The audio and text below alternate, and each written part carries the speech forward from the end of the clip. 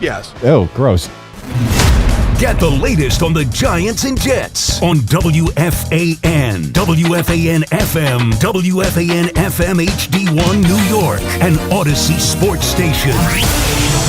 Evan Roberts. Tiki Barber. It's Evan and Tiki on WFAN, The Fan, 101.9 FM, and always live on the free Odyssey app. Congratulations, we've all made it to a Friday. Welcome in, Evan and Tiki without Sean Morass. We got a lot of football to get to later today. It's a game day for the New York Jets as they take on the Pittsburgh Steelers. The Giants are down in South Florida taking on the Dolphins. We'll get to that. And the New York Yankees may have undebted themselves in the American League East. But before we get to any of the sports, I know that some people listen to us on the Odyssey app and they live all over the country. But if you are a New Yorker living on Long Island or Westchester or New Jersey, last night was freaking insane. Scary, probably. Dude, my house was rocking. The rain was pelting. Then I see a tornado hit Long Island. Yeah, I thought it was AI. I'm watching these videos of tornadoes like in Atlantic Beach in the Rockaways. My issue with it is that people are standing on their balconies taking videos of these tornadoes. What happens if that thing turns and comes right at you? If you were on the Van Wyck, dude, it was like Niagara Falls out there. I've never seen anything like it, and I think we live in such skeptical times that when you first see a video like this and you see a tornado in the Rockaways, you're like, is that even real? Mm-hmm. Or is that AI? Two thoughts about the people that are taking these videos. Number one, thank you, because I'm glad I can see it. I'm glad Tiki can see it. But number two, if that was me and I saw a tornado outside my window, I would freaking run for dear life. Now, but the problem run is, where? I don't know. Like all the experts say, go to your basement. What the hell does go to your basement do? But do they? Because it's sea level, right? So are there subterranean basements on the island? Yeah, no. You can have a basement. Like, No, like below ground. Yeah. Okay, so then that's fine. I grew up on Long Island. I had a basement that was under the ground. But like, what does that do? You want a basement and a bathtub. Yeah, but what does that do? You don't protect it because it's ceramic. Okay, right? but it could still fall on you. Well, yeah, like but the roof. If it falls, it's still falling on you if you're in a bathtub, right? But in the basement. But it's better to get fallen on than fall down. You so have a better chance of surviving. Pick your death, is what you're saying. You have a better chance of surviving. I guess. All I know is either thing would just scare the bejesus out of me. And seeing those videos out on Long Island, and I'm sure there's a lot of people that experienced it last night, that is freaky. Like what Tiki and I experienced, me in Westchester, you in New Jersey, was just an insane amount of rain. Yeah, and a thunderstorm. Right. It was loud. And tons of rain, but it didn't feel dangerous. No, I mean, like, thunder is such a weird thing because it's so loud, it shakes your house. But at the end of the day, thunder poses no danger. Yeah, it's really the lightning. You don't see the lightning. You just hear the lightning. That's what thunder is. Did you lose power last night? We did not lose power. Me neither. Even though we lost power a week before because a tree fell over. Oh, well, whatever. Luckily, we did not lose power in this thunderstorm. But I felt like we were going to lose power. I'm watching the Yankee game. I'm like, I'm going to lose it at some point. But luckily, I didn't. And the Yankees did beat the Baltimore Orioles last night. It's funny, we talked yesterday about the Yankees being so shortchanged in their bullpen because of the usage of the last few days, and that they would need, Gerrit Cole to go deep into the game or, dare I say, score a lot of runs. And they kind of got a combination of both. Gerrit Cole was brilliant. He pounded the strike zone like maybe we've never seen before. The offense, at least for them, and I guess we're trying to figure out a good way to describe the Yankee offense last night. That's elite for the Yankee offense right now. Yeah, because that's elite. Yeah, right? for them, for an offense, we're so used to scoring 2-3 runs a game. This was something different. So I don't know what you would call it. I don't know. Maybe we'll ask Michael K. What would you call that offense last night? The Yankees, 3 runs in an inning. It's an offensive orgy. And this guy really needed it. Ramos goes the other way. His first RBI as a Yank. Now, Michael is taking a lot of heat for this. Of course he should. It's a kid's show, man. What are you doing? Yes, he said offensive orgy. F that. I mean, I get it, but yeah. Mommy, what's an orgy? Daddy, have you done an orgy? So you're saying it was inappropriate for Michael to say that? Is that what you're saying? F that. You got a problem with that? I'm going to be an ass. I don't, but I'm sure some kids' parents do. It's funny. We all heard it. Like anyone watching the Yankee game last night, you heard him say it, and it probably was that moment of, what did you say? Like, do I have to rewind to figure this out? I mean, technically, it's not inappropriate to say, but just because of what we associate it with. What do you mean it's technically not inappropriate? What is the definition of orgy? Let's look it up. Well, you tell me. That's a pompous ass. Well, okay, I guess it is inappropriate. Oh, well, so what's the definition of it? So, well, first of all, it was a band, and it was formed in the late 90s. So that's one thing. It is a sex party where guests freely engage in open and unrestrained sexual activity. How could you say that he used it in any kind of appropriate way? Because I just feel like it also could mean other things. Scoring a lot of runs against I'm going to have to look up Merriam-Webster. Wait, it was like having sex. I can't. Okay. There are 3 definitions in Merriam-Webster. Okay, go ahead. Secret ceremonial rites held in honor of an ancient Greek or Roman deity and usually characterized by ecstatic singing and dancing. That's benign. Number 2. Yeah, but it also has nothing to do with scoring a lot of runs against the Orioles. Drunken revelry, a sexual encounter involving many people. Yeah. Definition 3. Excessive indulgence in something, especially to satisfy an inordinate appetite or craving. Well, that's it. That's the one he used. So technically that's not an inappropriate word, is what you're saying. That's exactly right. F that. Good for him then. All right. So then, We saved you, Michael, okay? Michael, we saved your job. You're all good. Right. Definition 3, according to Merriam-Webster, you were good to go. You know what's funny? When he said that, and I rewinded and I listened to it, it sounded very familiar to me, and I know why. I spent many years working next to Joe Beningo, the great Joe B. I've heard him say that before. Mm-hmm. Like, I've heard Joe B say, it was like an offensive orgy, bro. So I feel like... I like Joe Beningo. I'm sure you do. Especially now. I'm sure you do. Joe led me down this path. But I feel like he has said it before. Like the Jets, who never score points, as we've talked about, they go out and score a random 35. I think I can imagine Joe on a Monday saying, that was an offensive orgy, bro. So I think, if anything, Michael took it from Joe. I like Joe Beningo. Now, as far as the Yankees are concerned, it was about 3 weeks ago. I said to Sean, I hate to pull the reverse Salicata here, but the AL East is over. And I didn't say it because I thought the Yankees sucked or the Yankees can't go win a World Series or the Yankees are terrible. I said it because they've been a 500 team without Aaron Judge. There was no evidence that Aaron Judge was walking through that door. The Rays have played well, and then the math. The math had shown me, especially at that point, they got to make up 6 games. The Rays only need to win 1 head-to-head game against the Yankees to take the tiebreaker, which makes the math difficult. And so I dunned the Yankees from winning the American League East. Again, didn't mean they can't go on a postseason run or make the playoffs. Just the math and everything around winning the American League East, to me, felt daunting. Yes. I agree with you, by the way. You agreed with me. When you were out, I think Sean and I talked about and said the exact same thing, that the Rays just don't lose. I think at that point they had won 8 in a row, maybe 9 in a row. And the Yankees were just middling. Right. They're 500. They were okay, but the Red Sox were starting to catch them a little bit. They were just losing ground. It got to, I think, 8 games back from the Rays, and just like, this thing is over. Like, they can't worry about trying to win the division right now. It's just get yourself healthy, hang on, tread water until Aaron Judge and Giancarlo Stanton and Cody Bellinger, who looks like he's coming back on a rehab assignment this week. Played last night, got a hit. Right, until they get healthy, just tread water. Right? Yeah. We'll be fine. So you and I both don't think about the Rays. You and I both dunned them. Yes, Again, I dunned them. I definitely did. We didn't dun their season. We just dunned the chances of winning the American League. So I ask you, and I ask myself this question. On August 21st, 2026, the New York Yankees have now won 4 in a row. The Rays have struggled, and the Yankees have cut the deficit in the American League East to 4 games. Situation's the same when it comes to the tiebreaker. They have a 4-game series later this year. If Tampa Bay wins any one of those 4 games, they would secure the tiebreaker, which would technically make the Yankees 5 games back. Yep. Because they would have to surpass the Tampa Bay Rays. Are you, Tiki Barber, ready, based on the Yankees' recent success, maybe even the injury updates, are you ready to undone the Yankees winning the American League East? Yeah, I might have to pull a John Kerry and Mitt Romney here. Be a flip-flopper a little bit. By the way, I love how you picked a Republican and a Democrat. Very bipartisan of you. Of course, you know me. Yeah. You know me well. Yeah. They're not done. You know why they're not done? Because they have 4 games against the. It's as long as they're within 4. If they're inside of 4, right, they're not done.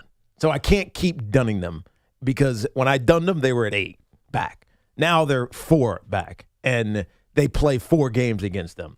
So even though they might have to weather the emotion of losing a tiebreaker, it's the same thing as last year with the Blue Jays. Yeah, that's how they lost the division last year, yeah. They're not done yet.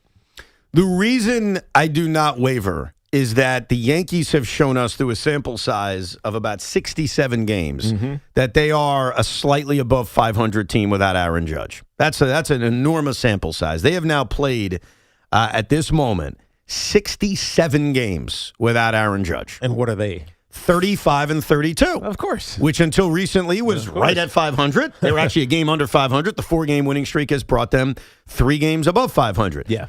I don't really have much reason to believe, even with the return of Cody Bellinger potentially this weekend, that that's going to change that much coming up on this 10-game homestand against Toronto, Houston, and Boston, and even on their West Coast trip right after that. Like, I think that's who they are. And so do I think if they continue to play that kind of baseball, which is the sample size of 67 games, not the more recent 4-game winning streak, do I think that's enough to make up even just a tiny 4 games on Tampa Bay? My answer still remains no.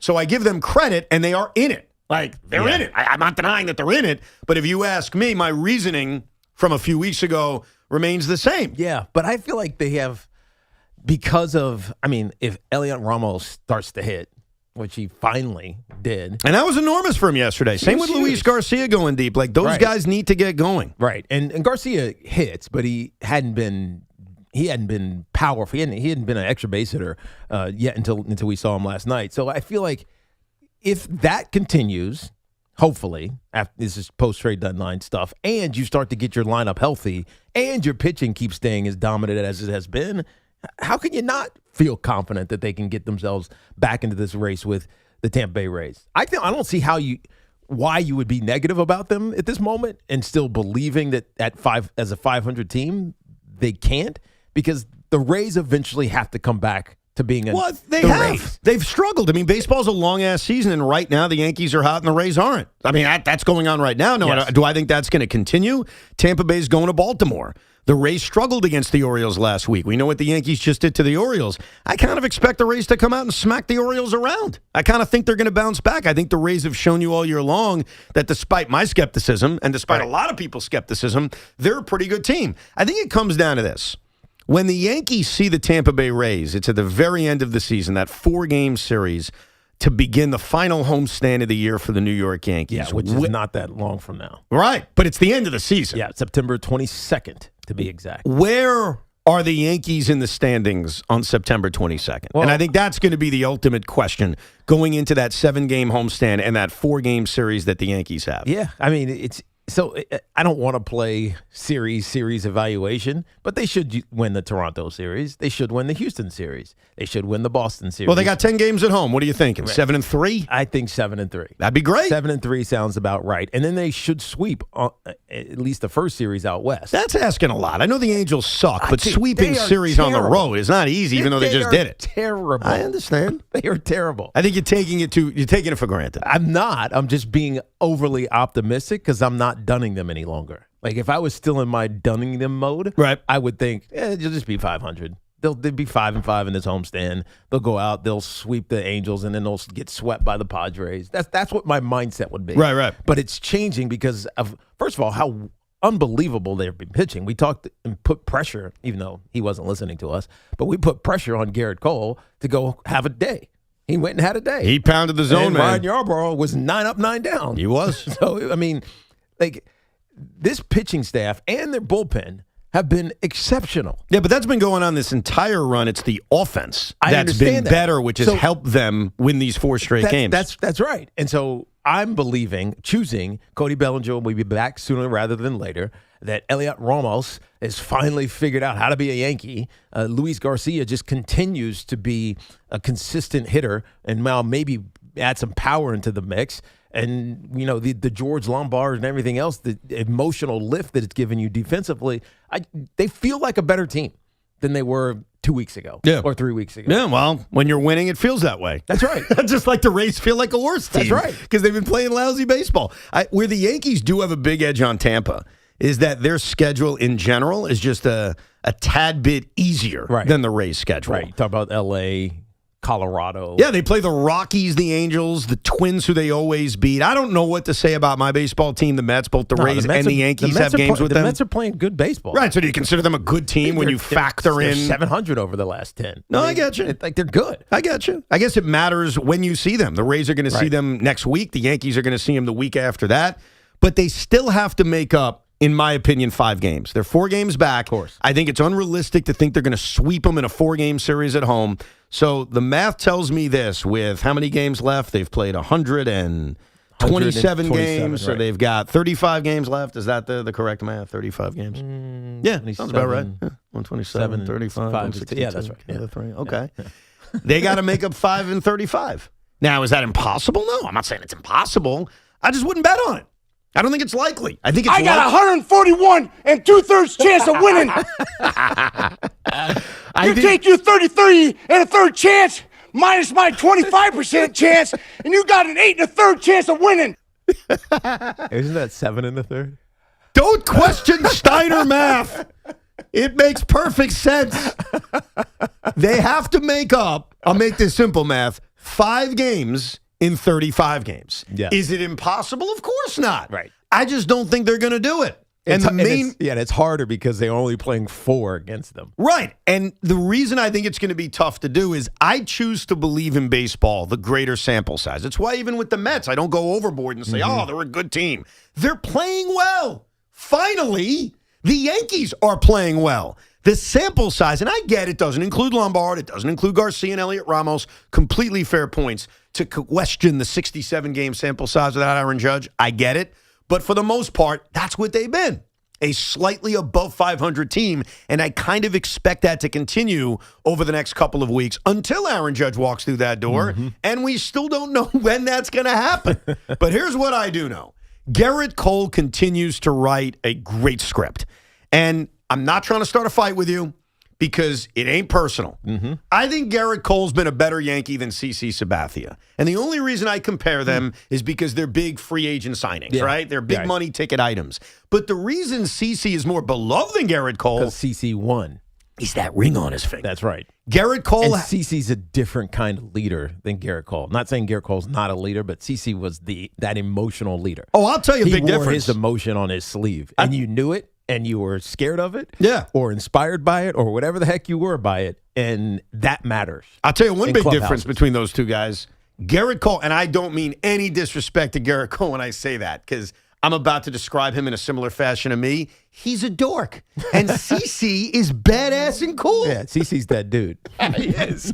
But I look at them in a comparison because they both signed these huge big money contracts. Yeah. They came here with huge expectations, and their resumes through the first 7 years of their Yankee career, which is where we're at with Gerrit Cole, which is unbelievable that we're 7 seasons into his Yankee tenure. Cole's a little bit better. The difference look is... Look at my career track record and look at my numbers. I know. Thank you. You're welcome. You're welcome. I did. You're fantastic. Right. But CC's got a ring. And if you're having this argument with him, it's on his middle finger. Oh, jeez. Does he do that? That's badass. No, he doesn't, but he should. That could be a great idea. Whatever. It's cute. We'll get your calls coming up, 888-808-1019, the toll-free number. A lot of football to get to. Brian Costello from Pittsburgh will join us. The New York Giants had another hard-ass practice. Is that a good sign as this season rolls on? So a lot of football, a little bit of baseball as well. We'll kick it off with the Yankee Turning Point of the Game contest. The first call to correctly identify yesterday's turning point of the game at 866-540-WFAN. You'll receive a $100 Wendy's gift card. It's from our friends at Wendy's. Eat great even late at Wendy's and your flagship station for New York Yankee baseball, The Fan. The Yankees suck. Well, I would not agree with that. Come on, Michael K. Jeez, that's rough. The Yankees suck. Stick to your orgy. F that. Our friends at Town Fair Tire remind you that at Town Fair Tire, you always get the guaranteed lowest price on name brand tires. From Connecticut to Maine, nobody beats Town Fair Tire. Nobody. Circa Resort and Casinos giving you lots of ways to win lots of money. $30 million to be exact, and guaranteed prizes. But there's no rake in these games, so if the entries go above that guarantee, all the extra money goes into the prize pool. You got to register at Circa Sportsbook in Nevada, but then you can play from wherever you are. Here are the 3 ways to win. Circa Million. 6, which is $6 million guaranteed. You pick 5 teams against the spread every week, and the winner takes home $1 million. Then Circa Survivor, $20 million guaranteed. Pick one team straight up every week to win. If your team loses or ties, the entry is eliminated, and you can only pick each team once per season. Same rules for Circa Grandissimo. The difference is this is ultimate high-stakes Survivor gaming, $100,000 entry fee. 3 ways to win. Circa Million 6, Circa Survivor, Circa Grandissimo, all at the Circa Resort and Casino and their Circa Sportsbook in Nirvana. Sign up out there. Play from anywhere. And this portion of the program is sponsored by Surfside Iced Tea and Lemonades plus vodka. It's not a seltzer. It's a Surfside.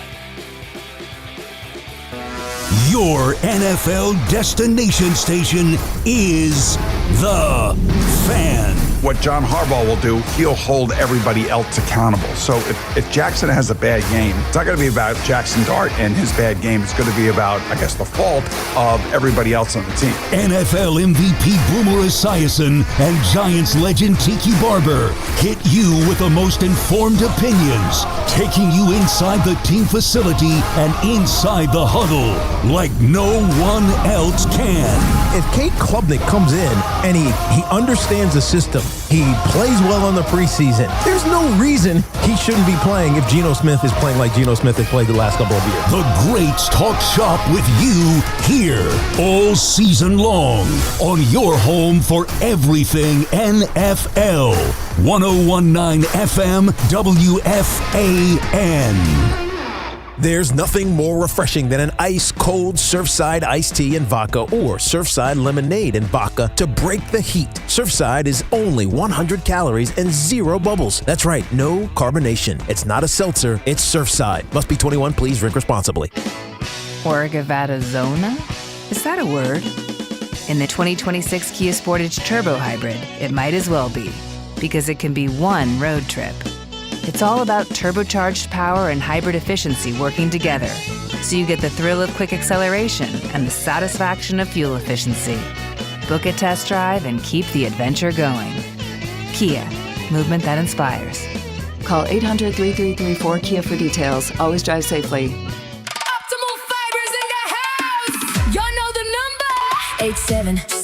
877-393-4448. Optimum Fiber, so fresh, so fine. Got another provider leaving behind. Come on, everybody, let's get online. $30 a month, gonna blow your mind. 5 whole years, don't hesitate. Lock it in now before it's too late. 877-393-4448. Terms apply. See optimum.com for details.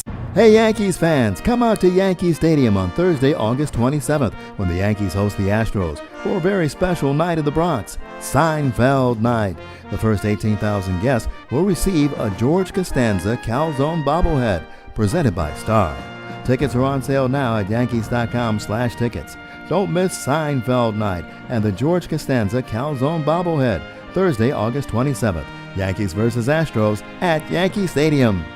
Hey, Salicata here for CertaPro Painters, and my wife is still satisfied by my good friends at CertaPro Painters. They work fast and clean, and if she's happy, you better believe I'm happy. Big jobs or small, the good folks at CertaPro Painters are at your service. If you've been putting off a painting project, give them a call. 1-800-GO-CERTA. That's CERTA with a C, and you'll see exactly what I mean. 1-800-GO-CERTA. Call CertaPro Painters today and get a no-nonsense free estimate on a professional job that you'll be happy with for years to come. Each CertaPro Painters business is independently owned and operated right here in our community. Schedule your free estimate online at CertaPro.com. Transform every drive into a homecoming during the Mercedes-Benz Welcome Home Celebration. Whether you're ready for your first Mercedes-Benz or your next one, Mercedes-Benz of Edison, Ray Cattina of Freehold, and Mercedes-Benz of Union have exceptional offers waiting for you, backed by the legendary Ray Cattina customer experience.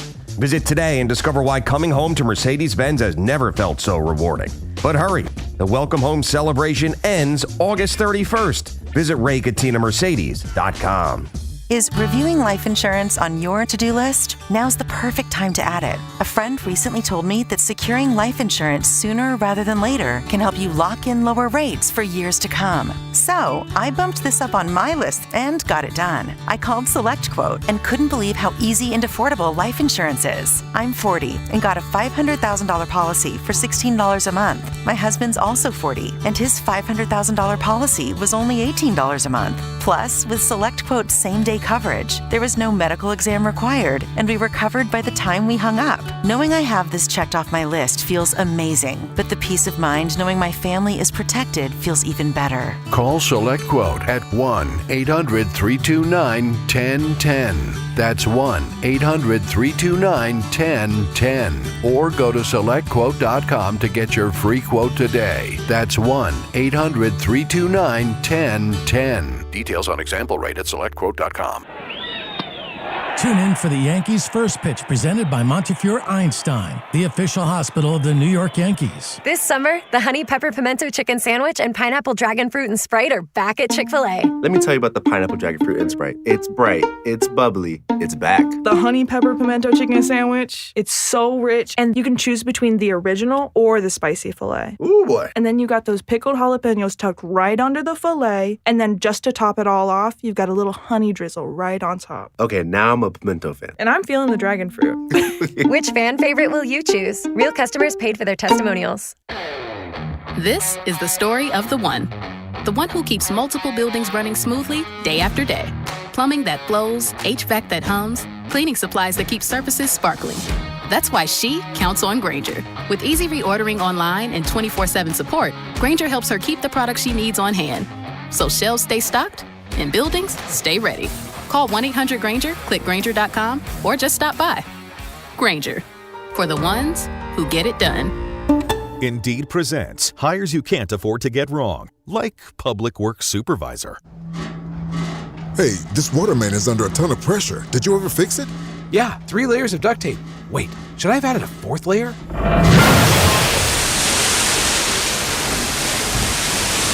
This is the job for sponsored jobs. This is what happens when you don't sponsor your job on Indeed. Next time, get matched with quality candidates with Indeed sponsored jobs. Visit Indeed.com/hire now and sponsor your job today. You're still glowing, flirting, grooving. You've still got it. But your immune system weakens as you age, making it harder to fight illnesses like pneumococcal pneumonia and RSV. Vaccines are a key part of any health routine and can help protect you from getting really sick. Ask your doctor or pharmacist which vaccines you need. See more at PfizerForAll.com.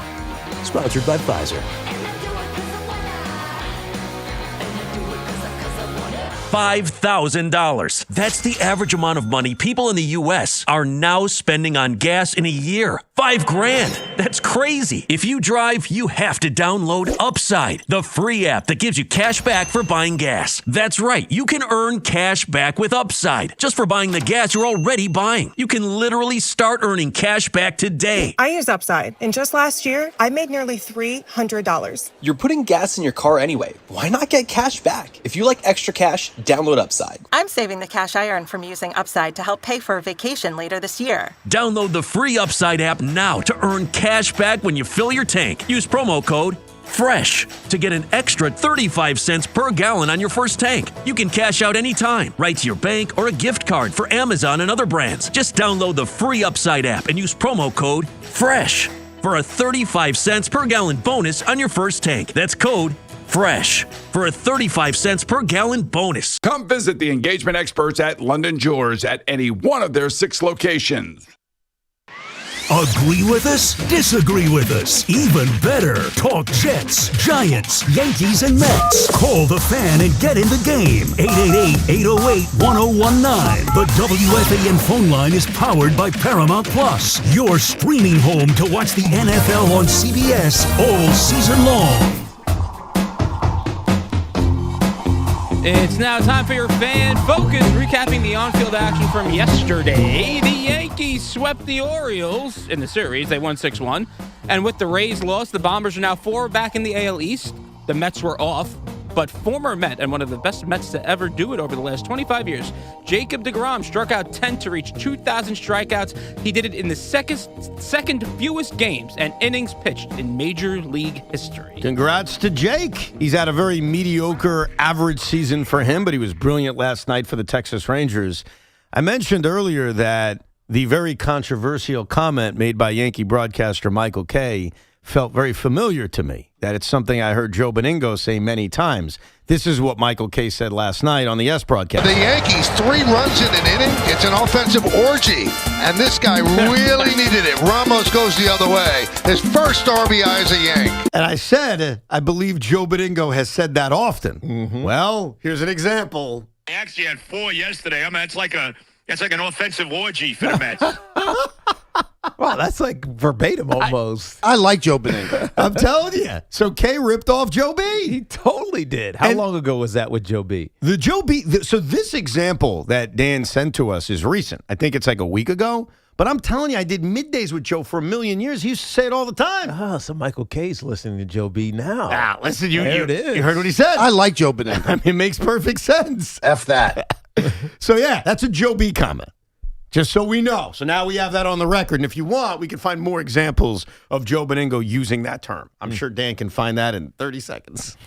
Anyhow, let's get to your phone calls, 888-808-1019. And then I got to read you a quote from Abdul Carter that's either going to piss people off or make Giant fans run to their local Dick's to buy a jersey of his. It's like nowhere in the middle. Let's go to Mike. Sporting Goods. Sporting Goods. Rosie. Yeah. No, that's what I meant. Sporting Goods, yeah. Rosie. Yes. Get the orgy off your mind, please. Mike is in Meriden, Connecticut. What's up, Mike? Hey, Mike. Hey, guys. How you doing? All's well. Good. Yeah, I just want to, I want to make a couple questions, and I'm just going to hang up and let you guys answer and listen to your answers. First off, I think the Giants, lifetime Yankee Giants fan, I think the Giants are lacking that Ron Johnson, Tiki Barber type back. We don't really, I don't know, I don't really have much faith in who we have. And then now I got a couple baseball questions. All right. Because I don't have stats for this stuff. How is Opie doing down in the minors? Because I'm thinking of trade bait at this point. And the last question I have is Pete Alonso. First of all, the Mets made a big mistake getting rid of him. Yes. But we don't know how many more years he's going to play. But let's just say he plays, he does excel. He's doing great with the Orioles. So right.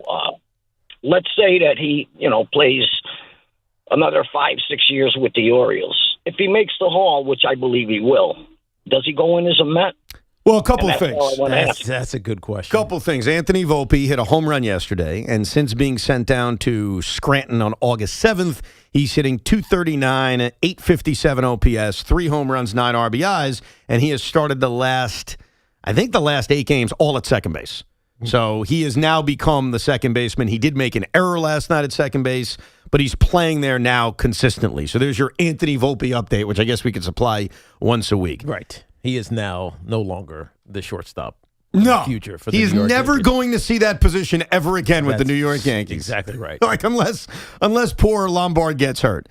I love Pete Alonso. I don't think Pete Alonso is a Hall of Famer if he fulfills. What happens if he hits 200 more home runs in his career? That gets him to basically 500. It gets to 500. So how is he not? Then he probably would be. And then if he sustains this, let's change his question. Okay. Let's just say Pete Alonso ends up finishing his career, plays till he's 38. He hits 528 home runs. He's likely a Hall of Famer. Yes. Right? If he hits what happens if the Orioles even mess around and win a championship? Well, then he goes in as an Oriole. That was going to be my answer to you. That's the challenge. Yeah, that was going to be my answer to you. If the numbers end up close, I think where you are most recognized and if you had team success put you over the edge. What about no championship in Baltimore? Probably a Met then. Probably a Met then. But for him to get to 500 home runs, basically Pete's just going to have to go out and 35 a year for the life of this contract. Is that possible? Of course it is. I mean, it's possible. He's basically doing it every year. Look at Alonso's last 5 years. 37 home runs, 46, 34, 38, and right now he's at 29. I thought you were going to say he has to hit like 45 home runs every year. And then I would say, yeah, that's a little dicey. Yeah. Well, he's at 293. So let's say, to make these numbers clean, he had 7 more this year to get to 300. Right. 200 home runs. But there's 37 games. I mean, he could hit 12 more this year. He could, but I think I'm being pretty generous by saying he's going to hit 7. Like, that seems like a good number. But to get to 200 more home runs in 4 years, he'd have to hit 50 a year. He's not going to do that. Right. So the idea he's going to get to 500 home runs in the life of this contract feels unrealistic. And if he doesn't get to 500 home runs, he's not a Hall of Famer. But to play the game, If he gets to the Hall of Fame, I think a lot of it's going to be determined by the team's success of the Orioles. Because I think a part of why Mike Piazza went into the Hall of Fame as a Met and not a Dodger is that he was the face of a team that went to the World Series. Right. I think that helped because he became synonymous with their postseason success as well as obviously being a great regular season player. So it was easy, and you last saw him with that team that he had success with in the postseason. Yeah, it's different with Jake. You brought up DeGrom earlier in terms of the accomplishment of last night. Like DeGrom, there's really nothing he could do to go in as a Texas Ranger. He goes in as a Met because the bulk of his dominance by far is going to be with the Mets. His Cy Youngs, etc. If Alonso ends up putting together a Hall of Fame career, he will have needed like 4 really big years with the Baltimore Orioles. Would that have changed if Jacob DeGrom had been an integral part of the Rangers World Series? Maybe a little bit, yeah. If he won a Cy Young that year and pitched in the World Series, it would have helped. I still think his dominance, most of his dominance would have been with the Mets. I mean, I still see him as a Met, even though he's been with the Rangers for 3 seasons now. It's weird, though, these Hall of Fame hats, because Mike Messina went in with nothing, right? Isn't that what Mike Messina went in with? Can you double-check that, Rosie? I remember we talked about it, but I don't remember what exactly happened. Because Mike Messina spent 10 years with the Orioles, 8 years with the Yankees, and to me was a better Oriole. And he didn't win anything with the Yankees in terms of championships. Like, Mike Messina was always an Oriole. But I guess he was with the Yankees long enough and became so synonymous with them, there was enough of a gray area to say, we'll go blank cap. Yeah, Mike Messina wears a blank cap with no team logo. That's the easy way on out. His National Baseball Hall of Fame plaque. I don't like that. That's the easy way out. You know what I mean? Like, you gotta pick a side. Yeah. You can't just go blank. You know how many guys could just do that? Beltran could have done that. Baltimore, 10 seasons, 5 All-Star selections. New York Yankees, 8 seasons, 7 Gold Glove awards, and finished his final 2008 season with 21. So he's an Oriole. He's an Oriole. He's an Oriole. There's That's actually fine. way more blank caps in Major League Baseball Hall of Fame than I thought. And a lot of that is due to the older teams during the early dead ball era, but modern era players, Greg Maddux, Tony La Russa, Musina, Halliday. Hold on. Time out. Greg Maddux went no hat? Split time in an elite level between the No, Braves and the Cavs. No, he's a Brave. I get it. He's a Brave in my mind. Unless AI is wrong, Greg Maddux has no... I love how you preface it. Unless AI is wrong. Well, it's not me doing the research. It's AI. Well, then why don't you do the research? Well, it's just quicker. All right, fair enough. Let's go to Jim in Morris Plains. Hey, Jim. Hey, good morning, fellas. How are you today? Good. Good. What's on your mind, man?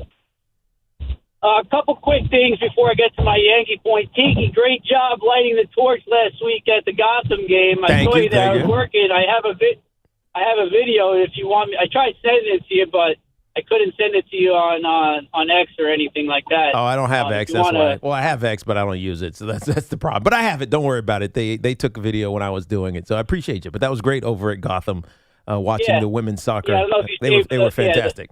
No, I stayed for the game. It was a great game. Yeah.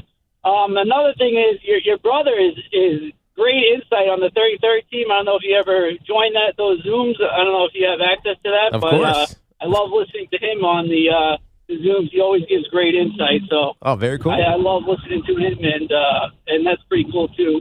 And then for my Yankee point, I think the season really doesn't start until, in my opinion, until September 1st. And once you get these guys back, I think the lineup should be Lombard, Rice, Judge, Stanton. What do you guys think about that? Not ready to do it. Yeah. I know Sean wanted to do it last week of leading off Judge Lombard. I'm still a proponent of Ben Rice or Aaron Judge leading off. I know that's unorthodox, but that's been my view on this. Trent Grisham hit a little bit over the last couple of weeks. He's hitting. He's starting to wake up. It's not a bad option as of late. Over the season, it's bad. But as of late, it's actually been pretty damn good. He's been quieting the critics as of recencies. Apparently, there are a bunch of no-logo caps. Hall of Famers with no logos. Catfish Hunter, Greg Maddux, Tony La Russa, Roy Halladay, Mike Messina, Fred McGriff, Jim Leyland. This can't be right. I mean, seriously. No, I think it is right. I mean, I know that there are a lot of guys who do Andre it. Dawson. Yeah. And it is confirmed Maddux. I had that confirmed. Yogi Berra.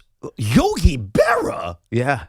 Was that because he was pissed at His Steinbrenner? plaque features no logo due to the artistic profile angle of the engraving. Oh, okay. That's because he has the equipment on? Yeah, rather than a real career choice. Yeah. All right, that one makes sense. That's actually pretty It's fair funny. because some of the players you mentioned, I agree. Like, it's tough to think of just one team. But then there are others where my brain, at least as a baseball fan, says, no, that guy is this. Yeah. That guy is that. Greg Maddux was a fine Chicago Cub. He began his career there. He ended up going back there late in his career. I get all that. But when I think of Greg Maddux, I think of that stupid A on his hat. I think of him as a Brave. The other thing I think about with Greg Maddux, and I've brought him up when we've talked about your career and your decision to walk away, is that Greg Maddux was one of those guys, maybe the greatest pitcher I've ever seen, who is the opposite, who's like, I never want to quit. Right, I'm playing until my arm falls off. And I don't care if I'm mediocre, and I don't care if I bounce around to random teams you will forget I pitched for. I just want to play. And I remember once he was asked about it, he's like, hey, look, once I leave, I can't do it again. Mm-hmm. And I love it. I love the camaraderie. I just love it. And you respect that. But the end of Greg Maddux's career, like the last 7 years of his career, he was a journeyman pitcher, which is so weird. It's like thinking of Barry Sanders or you bouncing around the league as just like, average. Right. And some guys choose to do but that. elite and Hall of Fame. Right. That's kind of like T.O. T.O. felt like that. Yeah. Because it's like a year or two with each team, and then he was somewhere else. Yeah. He never really caught on to some other team again. Yeah, and you almost forget about some of the teams they played for. Like Greg Maddux was a Padre. Think about that for a second. Greg Maddux. Do you remember Greg Maddux with the Padres? I can't even see that. No, he's a Brave. Now, a lot of that's because I'm a Met fan, and I saw him destroy my life a bunch of times growing up as a kid. But no, Greg Maddux is a Brave. Greg Maddux was a Dodger. You remember Greg Maddux as a Dodger? I do not. There you go. That's how he finished his career with the Padres and the Dodgers of all teams. Sid is in Riverdale. Hey, Sid. Hey, Tiki and Evan. How are you guys? All's well, man. Good. What's up? All right. So I have a hypothetical question, and I have the answer about the tornado in the bathroom situation. I'm a weather buff. Okay. So where do you want me to go? Which one do you want me to start with first? The tornado in the bathroom. I don't understand why we should go to a bathroom or a basement if a tornado is about to kill us. Okay, so basically during a tornado, it is typically an interior room on the lowest floor without windows. So basically having multiple walls between you and the outside protects you from flying glass and debris. Makes sense. Yeah, but if the tornado goes right through, aren't I going to die because all of the things are going to crush me? Okay, so basically why a bathroom works. So no windows.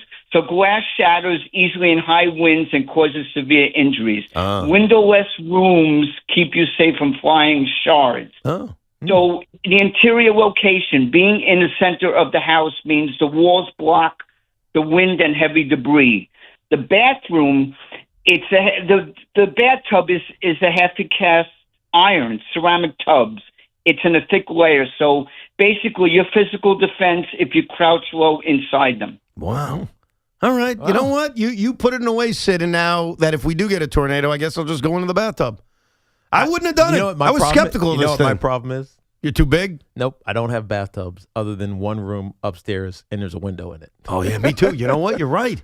All my showers or my bathrooms are stand-up showers. Cow. I gotta go, Julia. We got cows.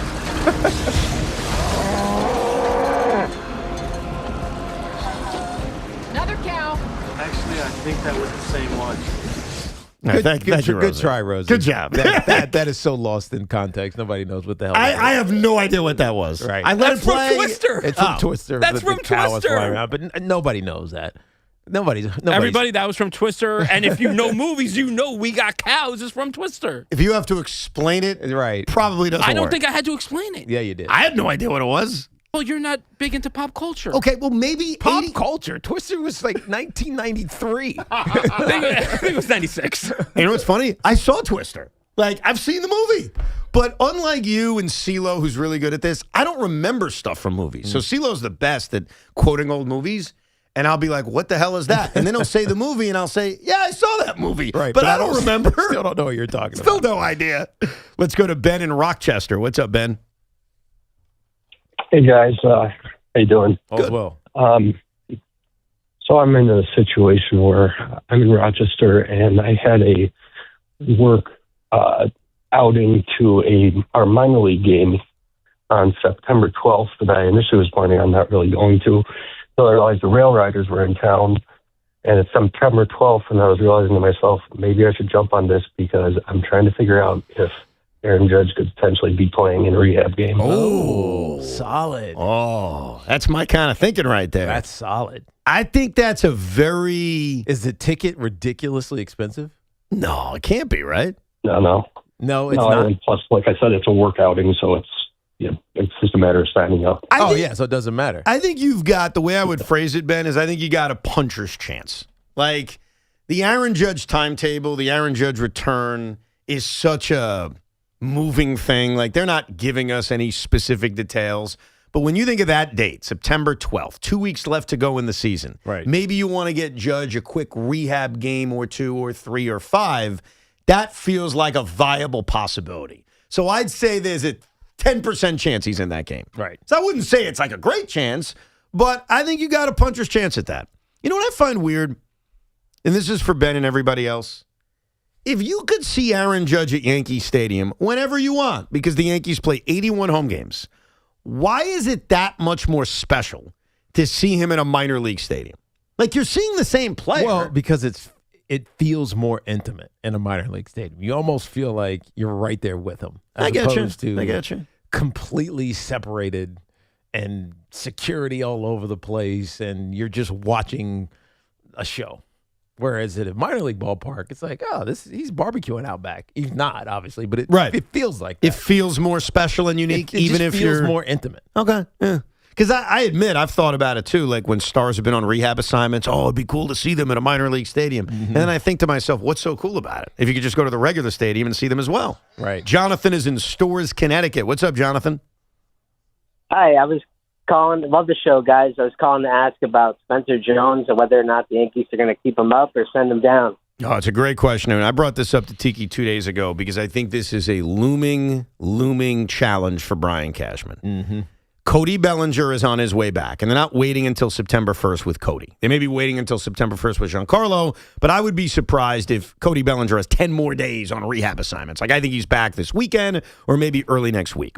When he comes back, the options, and we laid it out earlier in the week, none of them are ideal. Mm-hmm. The easy one is to send down Spencer Jones. How could you want to send down Spencer Jones? You don't. You're not releasing Elliot Ramos. You're not releasing Trent Grisham. Are you releasing Ahmed Rosario? Are you releasing Paul Goldschmidt? Two guys who don't play very often? Mm-mm. Or do you do what I would do, and this is my answer, I would send down a pitcher. I would tell Bradley Hanner, you're going to the minor leagues, and I would have an extra position player until I get my extra roster spot on September 1st. So I wouldn't cut Rosario. I wouldn't cut Goldschmidt. I'd send the pitcher down. But one thing the Yankees cannot do I think we're pretty good. is send down Spencer Jones. Why not? Because he hit a home run yesterday? No, because he's been playing better lately. Okay. I want him playing. Like, when Bellinger comes back, you know how I envision Spencer Jones playing? Where is he playing? I think he's platooning with Elliot Ramos. Elliot Ramos should only face left-handed pitching, and Spencer Jones should get the good end of the platoon by facing right-handed pitching. So that's how I play him. I don't think he's losing, an everyday opportunity. And look at the way he's hit recently. He had 3 hits yesterday with a home run, had a hit the day before, a hit the day before that. Like, he had a really good series. He was 5 for 12. One could argue he's the man right now in this Yankee series against the Orioles. I may have to do that since Big Mac gave up on his Yankee podcast. I haven't seen it in He's weeks. not doing it? I don't think so. I guess it's hard when you're out on the ocean. Yeah, that's a challenge. Yeah, that would be hard. I would say, dude, you got to do it on vacation, but he's on a cruise. I don't know if he technically could. I don't know how you would get the audio. Yeah, I don't think he has the internet. You know what he should have done? Here's my critique to Big Mac. He should have had someone fill in. You got to keep the podcast going. He should have had who could have filled in? I was going to say Sean, but Sean already has 2 podcasts talking football right now. Yeah, can you imagine that? Sean did fill in for him on one of his hits, his TV hits. Oh, that's right. He did do that. Baseball season sucks. Suck it. So maybe Sean should have done it. Maybe Sean should have done it. Would you have done it if he came to you and said, Tiki, you become a big baseball savant? No. My only podcast will be on cheer. Fair enough. Let's go to Jackson in Philadelphia. What's up, Jackson? Hey, Jackson. Hey, guys. What's going on? Happy Friday. Likewise. Happy Friday.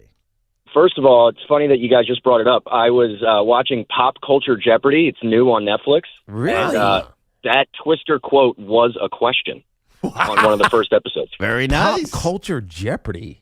Tiki's Yeah, it's intrigued. hosted by Colin Jost. Interesting to Oh, watch. I love him too. Yeah. All right, now I gotta find this. He's got a new show to watch while he flies to Europe. Yes, that's right. Well, there you go. You're welcome, Tiki. Thank you. I appreciate you, Jackson. And then my second thing was I was at a couple of the games down in Baltimore this week. I'm a Yankee fan.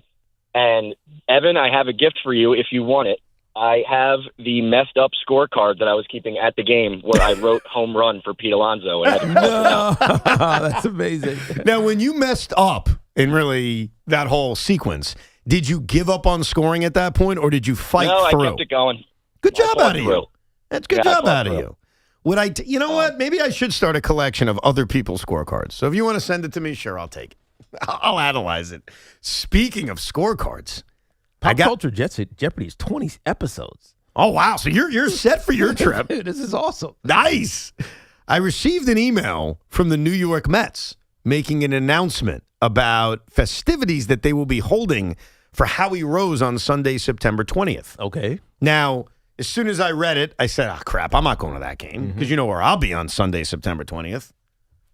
At a Jets game? The home opener Jets game. Oh, right. I was Week like, wait. 2. I was like, there's no way that. Never mind. I thought that was the opener. No. We open on the road, but right. It's the Week 1 game against the Week 2 game against the Green Bay Packers. But the Mets announced that they're having a Howie Rose retirement ceremony on Sunday, September 20th, because that's the final game he's broadcasting. What time is that? The game starts at 1:10. I think the festivities will be about 12 o'clock. Shouldn't they move that game? To what? To 7. To not compete with the Jets? And well, the Giants are Monday night. Giants are Monday. They don't have the Giants. Yes. I would love to that. Not compete with anything and just give Howie his due. Tiki, I love that idea. It's not happening. It's not happening. But I love the idea. But I have to admit, my issue isn't missing the ceremony. My issue is the giveaway. Which is? Are you ready for this? Met fans, if you haven't heard, on Sunday, September 20th, in addition to their ceremony, the first 15,000 fans in attendance will receive a Put It in the Books notebook and scorecard. No. Inspired by Howie's legendary call. Oh, you can get one. Part notebook, part scorecard. You can get one. Can I get one? Yeah. Who am I asking? I don't know. Somebody at the Mets will get you one. Hey, I gotta ask for 2 of them. You know, please. let's call up Howie. Ask Howie. I can't bother him with that. Why not? The guy's retiring. He needs to get a phone call from me saying, by the way, can I have your giveaway? I got to get one for Summers. We should have him on and just give him platitudes that he deserves. And then ask for the giveaway? Build him up. We love you. We're going to miss you like crazy. This is an awesome, honor. Oh, by the way, while you're there, can you grab a couple of those extra? I have this thing I've done before where I can't go to a Met game, and I go to a friend of mine, or maybe even a listener, and I say, I'm going to give you my Met tickets. They're yours, free, no charge, nothing. I ask for one thing, the giveaway. And I've done that before. Well, why don't you just do that? I think I may do that. I think Absolutely, you should do in that. fact, Rosie, you said you need one for Schmooze? I think I do. What if I gave you my 2 tickets to the game? You go to the game. Sunday, September 20th. And get 2, one for Steve, one for me. The part scorecard, part notebook, put it in the books. That's something we can negotiate for What sure. do you mean negotiate? I'm giving you free tickets. That's a yes or no. Well, I honestly, I might be working. Working? Yes, I work. Oh, because I am working because the Giants are on Monday night, right? The Giants are on Monday night, yes. So I will be here probably on that Sunday. All right. I will talk to the powers that be to see if I can get off for this. Thank you very much. I did this years ago. You remember the famous Terry Collins argument with the umpire? Yes. Okay. That was a Met-Dodger game on a Sunday night? That may have been a Saturday night. But either way, there was a Sunday night game in which they gave away a replica National League championship ring. And I couldn't go. I was out of town. And, I pulled that one off. I gave 4 tickets to a buddy of mine. I'm like, get me those rings. Fetch me them rings. And? He got me the rings. Oh, there you go. I mean, it was a great deal for him. Did you keep all of them? Yes. I still have them. All 4? Yeah. I gave one to my dad. I have one that I think is in this building somewhere. I like to wear it once in a while, right next to my wedding ring. All right. I am a loser. You are such a geek. Shoved it right up their butts. We'll come back with more of your calls, 888-808-1019. Plus, with the Jets and Giants getting ready for preseason games, what Tiki's looking for from the Giants, what I'm looking for from the Jets. Contractors, when deadlines are tight, you need a supplier that moves as fast as you do. Windorama stocks the Northeast's largest selection of in-stock Andersen windows and doors. Ready for same-day pickup or next-day delivery? Need custom assemblies? They're built in-house. And for 3 days only, August 25th through the 27th, save 10% on Andersen and Therma-Tru during Windorama's flash sale.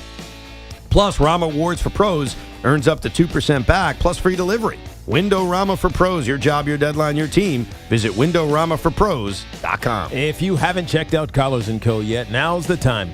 They're the makers of the original dress collar polo that's changed the game, and now they've opened their first ever store right here in Manhattan. Whether you're looking for sharp shirts, everyday style, or their new Maverick Performance Blazer, you'll find clothes that look great and feel even better. So stop by the Manhattan Boutique at 182 Columbus Avenue or shop online at collarsandco.com. Tell them I sent you. Use code Tiki for 20% off. That's at collarsandco.com. And this portion of the program is sponsored by Ray Katina Mercedes-Benz of Edison.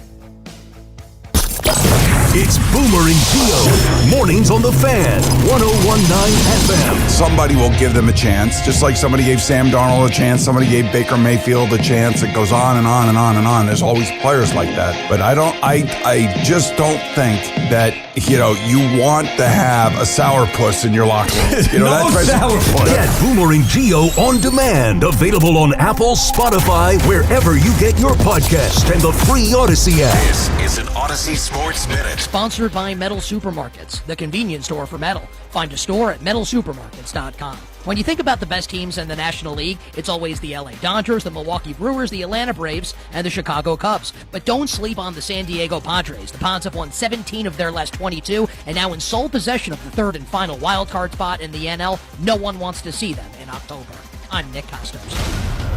Onyx, I keep having stomach issues. Please make me a doctor's appointment. Okay, are you suffering from diarrhea, bloating, gas, or oily stools? If so, you may want to ask your doctor if it could actually be a problem with your pancreas, called exocrine pancreatic insufficiency, or EPI. My pancreas? How is EPI treated? A prescription medicine like Creon, pancrelipase, is used to treat people who can't digest food normally because their pancreas doesn't make enough enzymes. Creon is the #1 prescribed treatment for EPI. Creon may increase your chance of fibrosing colonopathy, a rare bowel disorder. Tell your doctor if you have a history of intestinal blockage or scarring or thickening of your bowel wall, if you are allergic to pork, or if you have gout, kidney problems, or worsening of painful swollen joints. Call your doctor if you have any unusual or severe gastrointestinal symptoms or allergic reactions. Take Creon as directed by your doctor, and always with food. Do not chew capsules, as this may cause mouth irritation. Other side effects may include blood sugar changes, gas, dizziness, sore throat, and cough. These are not all the side effects of Creon. You can learn more at 1-800-633-9110. Before your appointment, visit creoninfo.com. That's CREON info.com. Head home in a new Mercedes-Benz from Mercedes-Benz of Edison during the Mercedes-Benz Welcome Home celebration. Now through August 31st. Enjoy exceptional opportunities on the GLC and GLE and the C-Class sedan. Visit Mercedes-Benz of Edison, where luxury feels like home.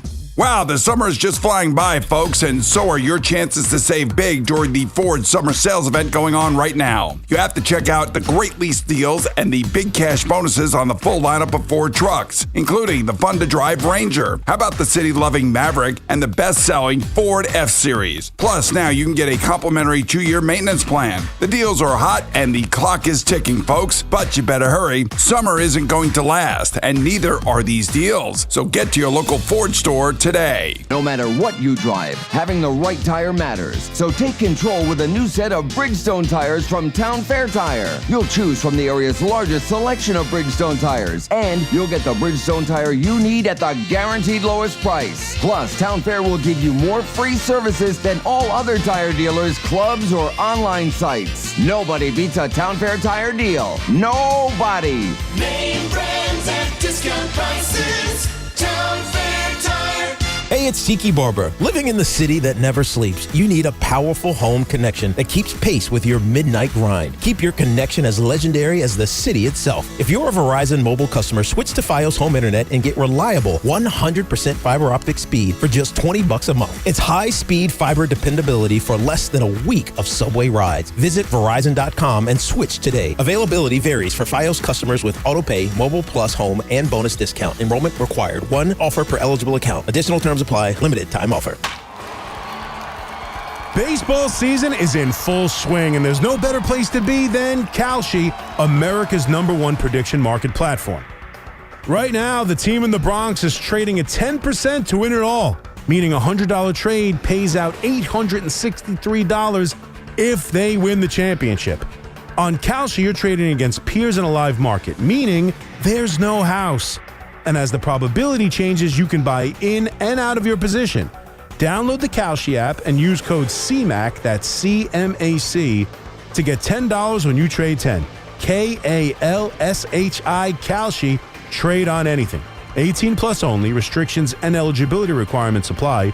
Event contract trading involves risk and may not be suitable for all investors. Kalshi products are not available in all jurisdictions. Prices, values, and available markets may differ from those mentioned. For more information, see kalshi.com/regulatory. Hi, this is John Starks, and I'm Tyler Kolek. At John Starks Kia, we don't play games. No gimmicks, no tricks, no hidden fees, no surprises. Lease a Kia Sportage for just $333 a month with just $3 due at signing.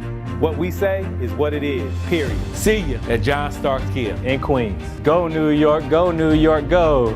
36-month lease excludes tax, title, and MV fees. No security deposit required. 10,000 miles per year. Expires August 31st. Hi, I'm Patty, founder of Awesome Tex. I started with a big idea to give old clothes a new life by turning them into recycled fibers and threads. Everyone told me that this was going to be impossible.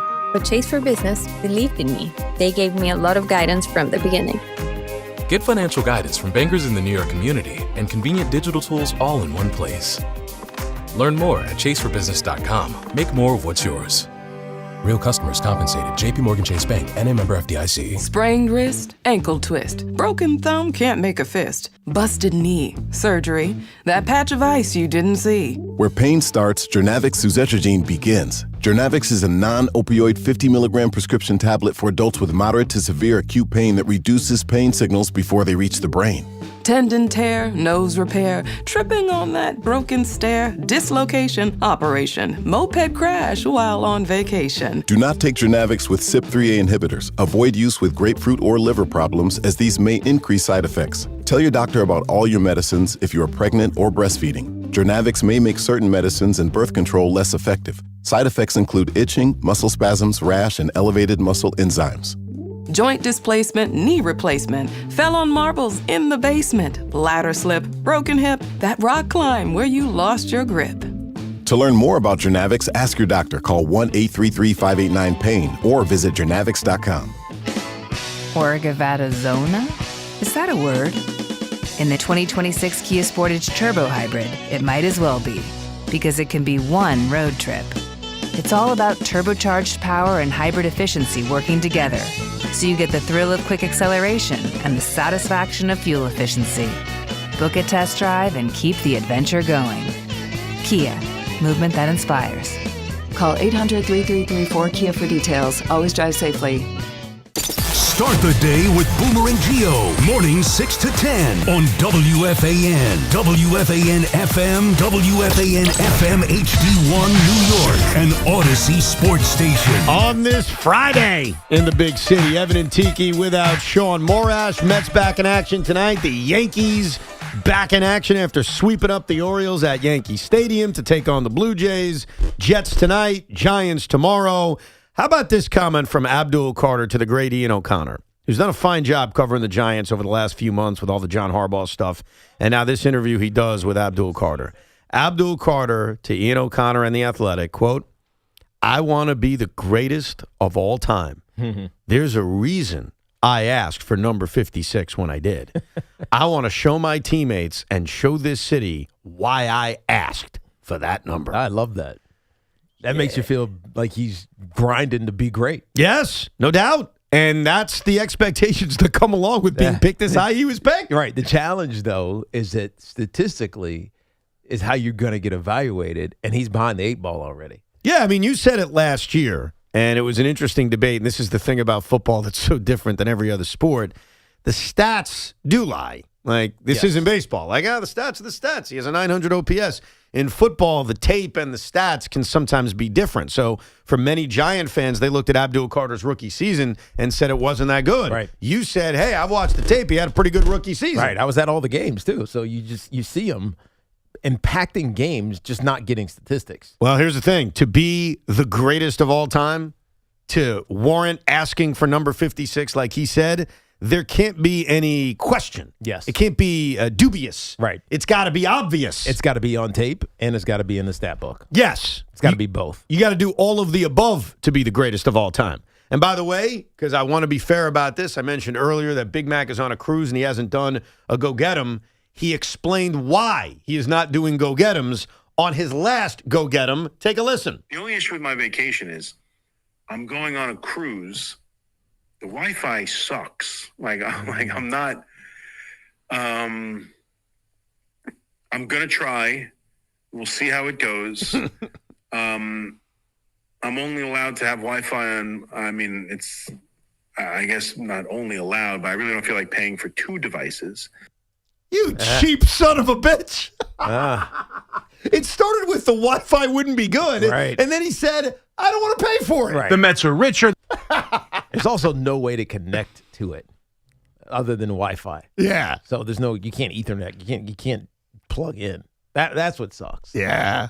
Too bad. Poor guy. I wonder if he's able to watch the games. It would suck for him if he can't even see these games. It was Chris McMonaco, his fat ass. And here dies the Go Get 'em podcast. Because he went away when it mattered most. Yeah. Well, I will defend him on this. I've only missed one Rico Bronya, but I did miss it. And Pete Hoffman filled in. I think Anthony Gallo filled in. They did a great job. And the reason I missed, and it was a big series. That's why I say it. Like a much bigger series than what he faced. I don't know if you remember the second to last homestand before the Mets played the Braves in that 3-game series in 2022, the one you were at. They played a series, I think, against the Nationals, and Eduardo Escobar got a game-winning hit in the last game of the series. I was in the hospital. Actually, I wasn't in the hospital. My son was in the hospital. I was with him, and that was one area where I was not going to do the... Yeah, you can be forgiven. I remember during, I believe it was COVID, that I filled in for a Rico for you. I didn't do COVID Ricos. I don't know what you're talking about. Then there was the Rico started in 2022. At one point, when you were sick or something, me and Hoff did a Rico for you. I think this is the one we're talking about. I was in the hospital with my son. So maybe I got But it was a big game. I'm not like when you say he's missed a big series, he has. I'm telling you that series was bigger. Yeah. But Hoff and Rosie, I guess it was you, did a great job. Yeah, that's what I remember. So I don't know if that was the one you were talking about or if it was a different one. I think it's the only one I missed. So I would assume that's when it was. Because I remember that one and then the original Evan Roberts podcast with the orange hairline on the logo. Yeah. Me and you did a WrestleMania one. That's right. Yeah, Tiki. I had different podcasts before it settled on the Rico. It was all over the place for a long time. I think because Lawrence Taylor has been retired so long, we forget how amazing he was. Dude, he's the greatest of all time. It's not even close because Abdul Carter asked for Lawrence Taylor's number, as we all know. He did not get it. It was denied. It became, what are you talking about? And he wants to be the greatest of all time. Let me tell you and remind you, because everybody knows this, but remind you of what Lawrence Taylor did. Not only was he Defensive Rookie of the Year, he was the Defensive Player of the Year in his first year, in his rookie season. He went to, in his first 10 seasons, he was All-Pro 8 times. First team All-Pro 8 times. The other 2 seasons, he was second team All-Pro. He won 2 more DPOY years, DPOY, Defensive Player of the Years, and an MVP, which was unheard of in 1986 for a defensive player. This is Lawrence Taylor's career. And you knew it halfway through. Yeah. He was one of the best players to ever play the position. That's the problem. And that's why I said to you before that these comments from Abdul Carter are either going to get you really excited and say, hey, I'm running to the local Dick's Sporting Goods to buy his jersey because you love that enthusiasm and confidence. But I'll just read the first few mentions back to Ian O'Connor's article, and this will explain the other side. First one says, he will never, ever be LT. LT is a legend. Abdul won't even be close. The second tweet response is, dude needs to shut the hell up until he actually accomplishes something significant. This response is a good one. I hope he is.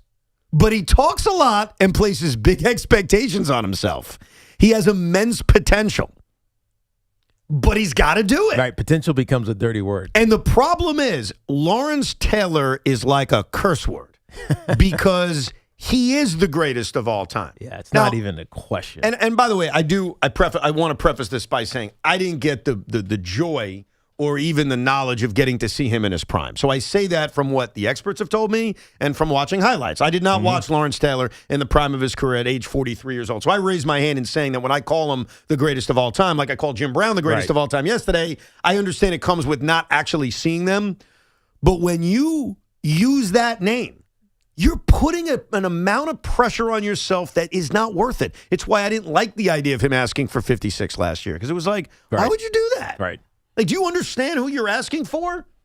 And so I like the confidence.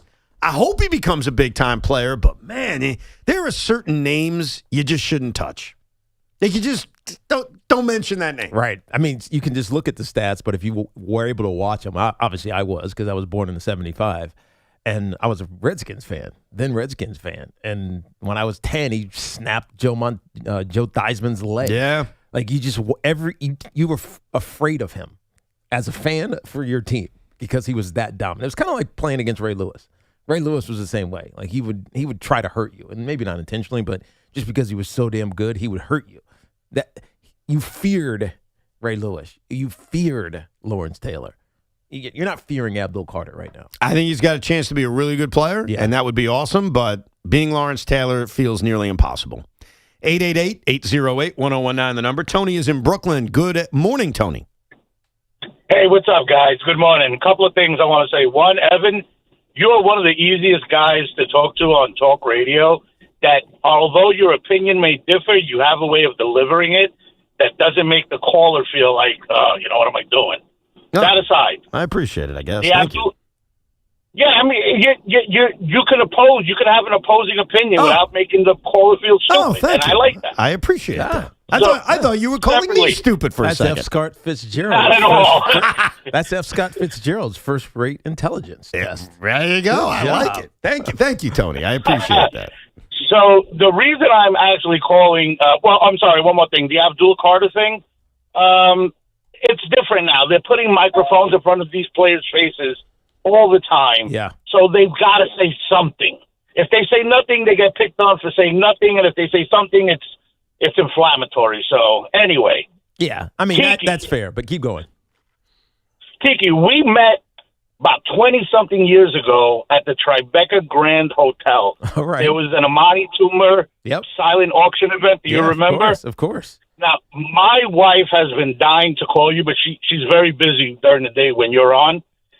She was the woman that walked over to you when we were having that little mingle thing after the stage thing. Okay. And she said to you, "Are you going to stop fumbling the ball?" Do you remember that? I mean, she and about, 150,000 other people used to say the same thing. She had your ear at the moment. Okay. But in any case, all right, so the main reason I called, though, was my concern is this. Jaxson Dart is a player that plays, I don't want to say reckless, but he puts his body on the line. So there's a good chance, I think we all know this as Giants fans, that he can miss a game or two during the season. Mm-hmm.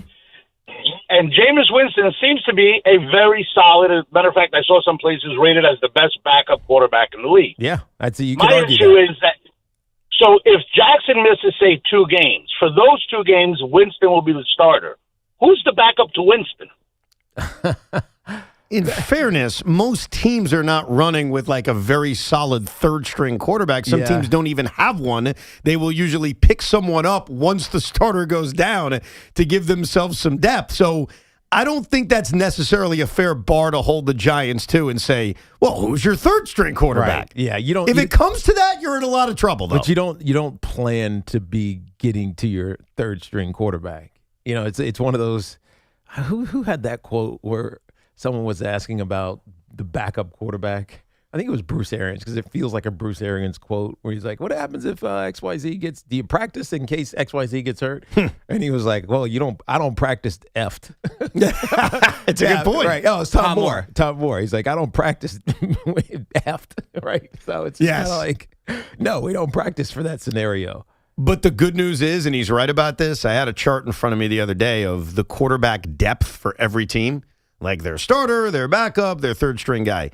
The Giants' backup situation is one of the better situations in the league. To have Jameis Winston, a guy who's had some success at the NFL level, as your backup quarterback. He probably is the best backup in the NFL. Yeah. I think he's certainly up there. Right. So I think that's a good place to be. I mean, you look at the other side, you look at the Jet backup quarterback situation. Right now, it should be Cade Klubnik. And at the end of the day, he's a 4th-round pick with 0 experience. So Bruce Arians' quote probably refers to a team like the Jets. Right. Or how about a team like the Chargers? Justin Herbert goes down. Trey Lance going to be the backup? He played a little bit last night. He's Trey Lance. How do you coach that? No, he was bad.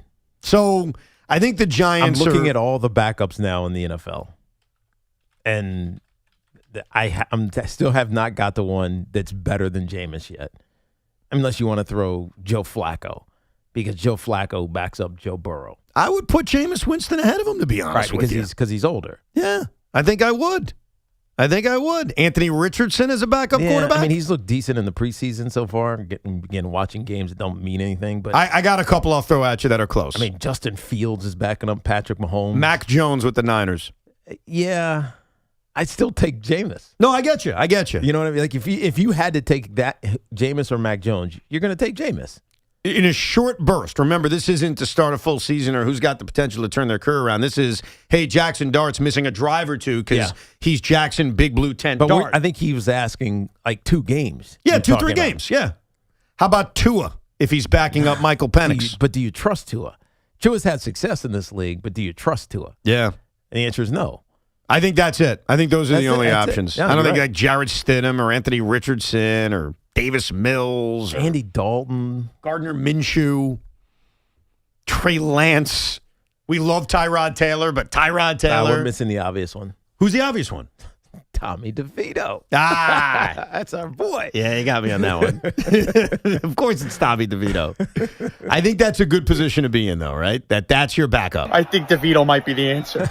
If Jameis is your back, you have put it this way. I'll settle it this way. You have a top 5 backup quarterback in the NFL. That's right. That's a good spot to be in. Let's go to Zach in Tom's River. Hey, Zach. Hey, guys. How are you? Great show. What's up, man? What's going on? Evan, I believe a couple weeks ago I heard you have your name for the Yankee bullpen. It was head to bed. Head to bed. Yeah, because we got, Hedrick and Bednar. Hedrick and Bednar, right. Yeah. So I don't know if you were listening yesterday the afternoon show. Craig was having a hard time doing solo. He had Emmanuel on at one point. And Emmanuel was like, yeah, I have this name for the Yankee bullpen, head to bed. And Craig's like, hey, that's a great idea. Why don't you make T-shirts? And I don't think you got any credit for it. Wow. That is very un-Emmanuel. Dude, this is like multiple hosts here. Well, Sean did it with Sean went on He did it TV tongue-in-cheeky. and did it tongue-in-cheeky. Yes. That sounds malicious. Yeah. From a guy That who's a sounds like stand-up guy. Intentional plagiarism. Yeah. Jeez. That's a horrible job by Barbari. How could he do that? Now we're talking. And we've given him all the credit for the creative things he's come up with. Right. Now, the only argument Emmanuel could make, and I'm open to it because I'm an open guy when it comes to this, is if he claims he came up with it first. Now, he'd have to prove it. He'd have to supply some kind of documentation or audio that shows he said it before I did 3 weeks ago. But did he say it as if I'm coming up with this, or he said some people are calling it? Well, I'll have to go back and look at the audio. Right. I did not hear this part of yesterday's program. But that sounds very un-Emmanuel-like. I mean, Craig would do something like that. I don't think Emmanuel would. So I need to hear it to see, but that would be very disheartening because I was so proud of myself when I came up with head to bed. And when I did it, I said, hey, I made sure no one else did. I was searching Twitter. I was like, let me just make sure no one else has come up with this idea. But yeah, we're getting a lot of ripoffs lately. We learned earlier in the show that Michael K's offensive orgy comment was actually ripped off from Joe Benigno. And now we got this. Let's go to Michael in Westchester. What's up, Michael? Hey, Evan and Tiki, how are you today? All is well, man. Real quick, Evan. Yeah. I had a question about your scorebook. Yes. Because I manage men's baseball teams. I played men's baseball for years and years and years, and I give other guys the book, and it drives me insane. But there's no really wrong answer to this. I have read that you could do it either way, but I'm just asking what you do. Go. So you got Barber batting third, Roberts batting fourth. Barber singles. Okay. Yeah. You ground into a 5-3-4 fielder's choice. Where do you put the out?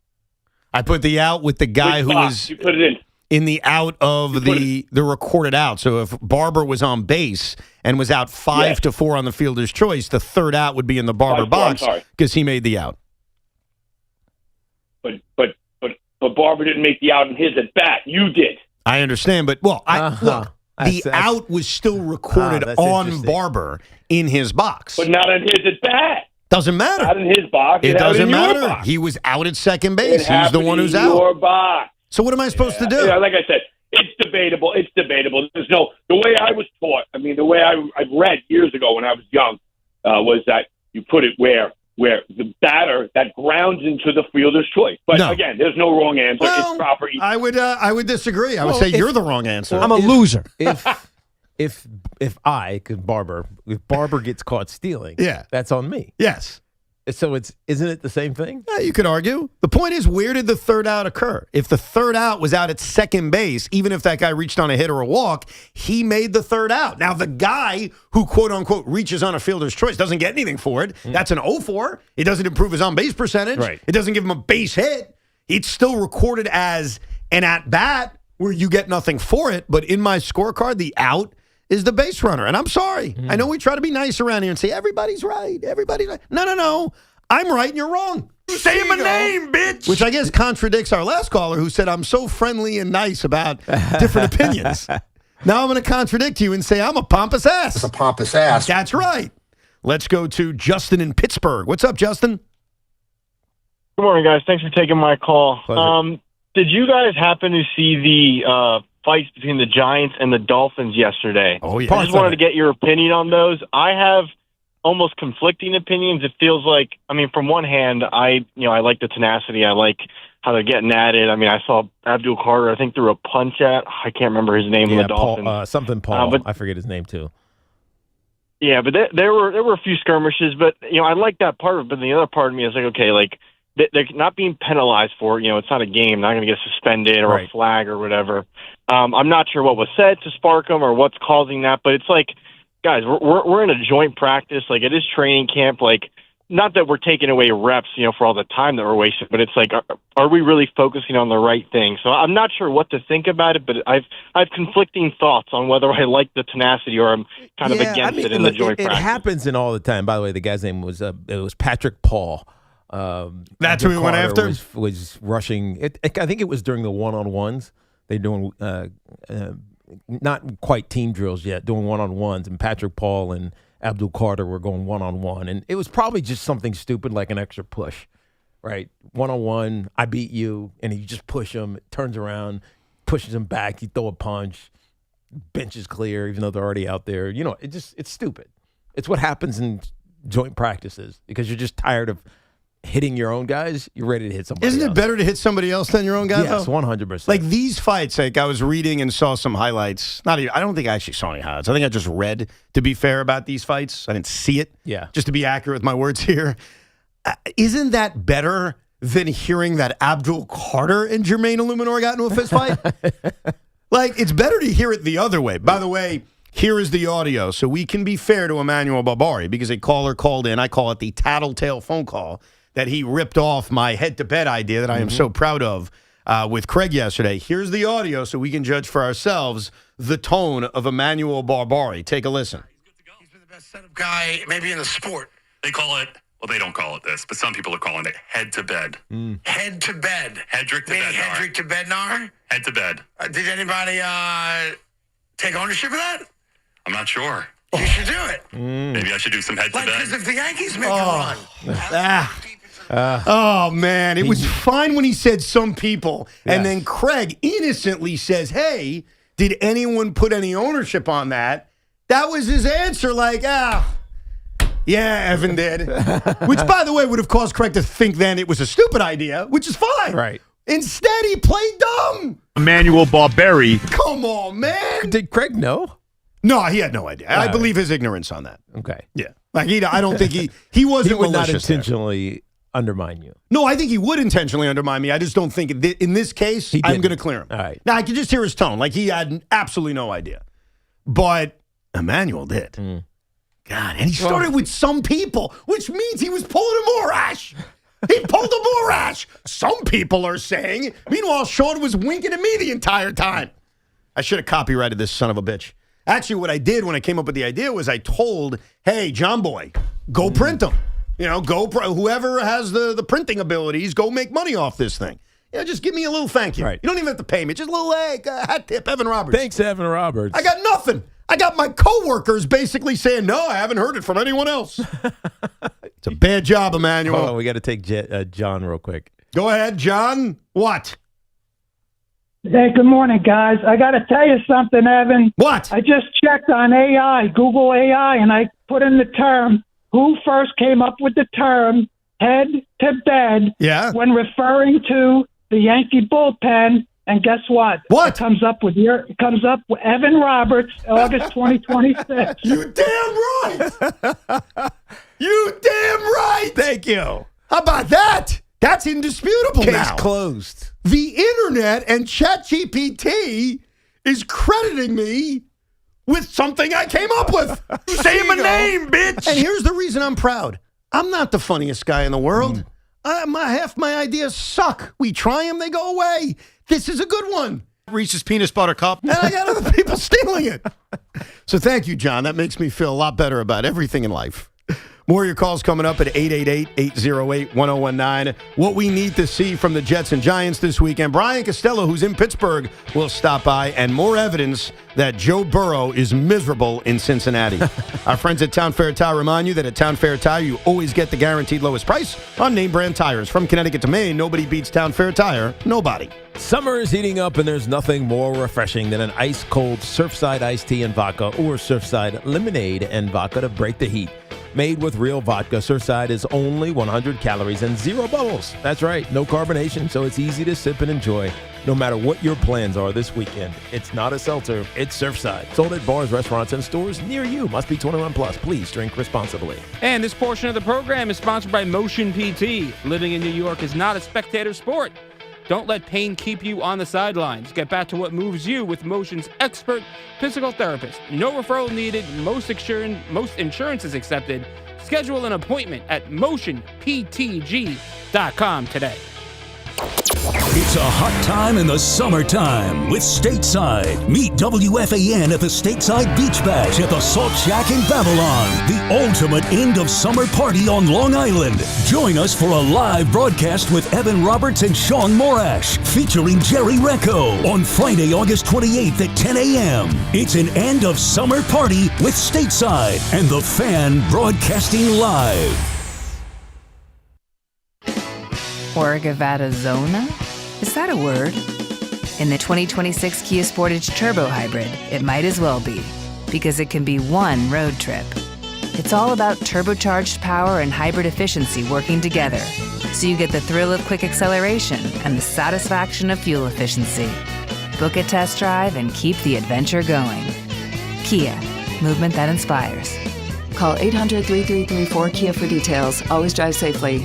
Operating engineers Local 825 are the men and women who make our region move. So whether it's roads, bridges, or our favorite team stadium, they build and maintain the critical transportation, water, and energy infrastructure we rely on. That's why their advocacy organization, ELEC, the Engineers Labor Employer Cooperative, fights for those priorities every day. That's ELEC, representing the signatory contractors and the hardworking men and women who build both New York and New Jersey. Las Vegas was built for stars.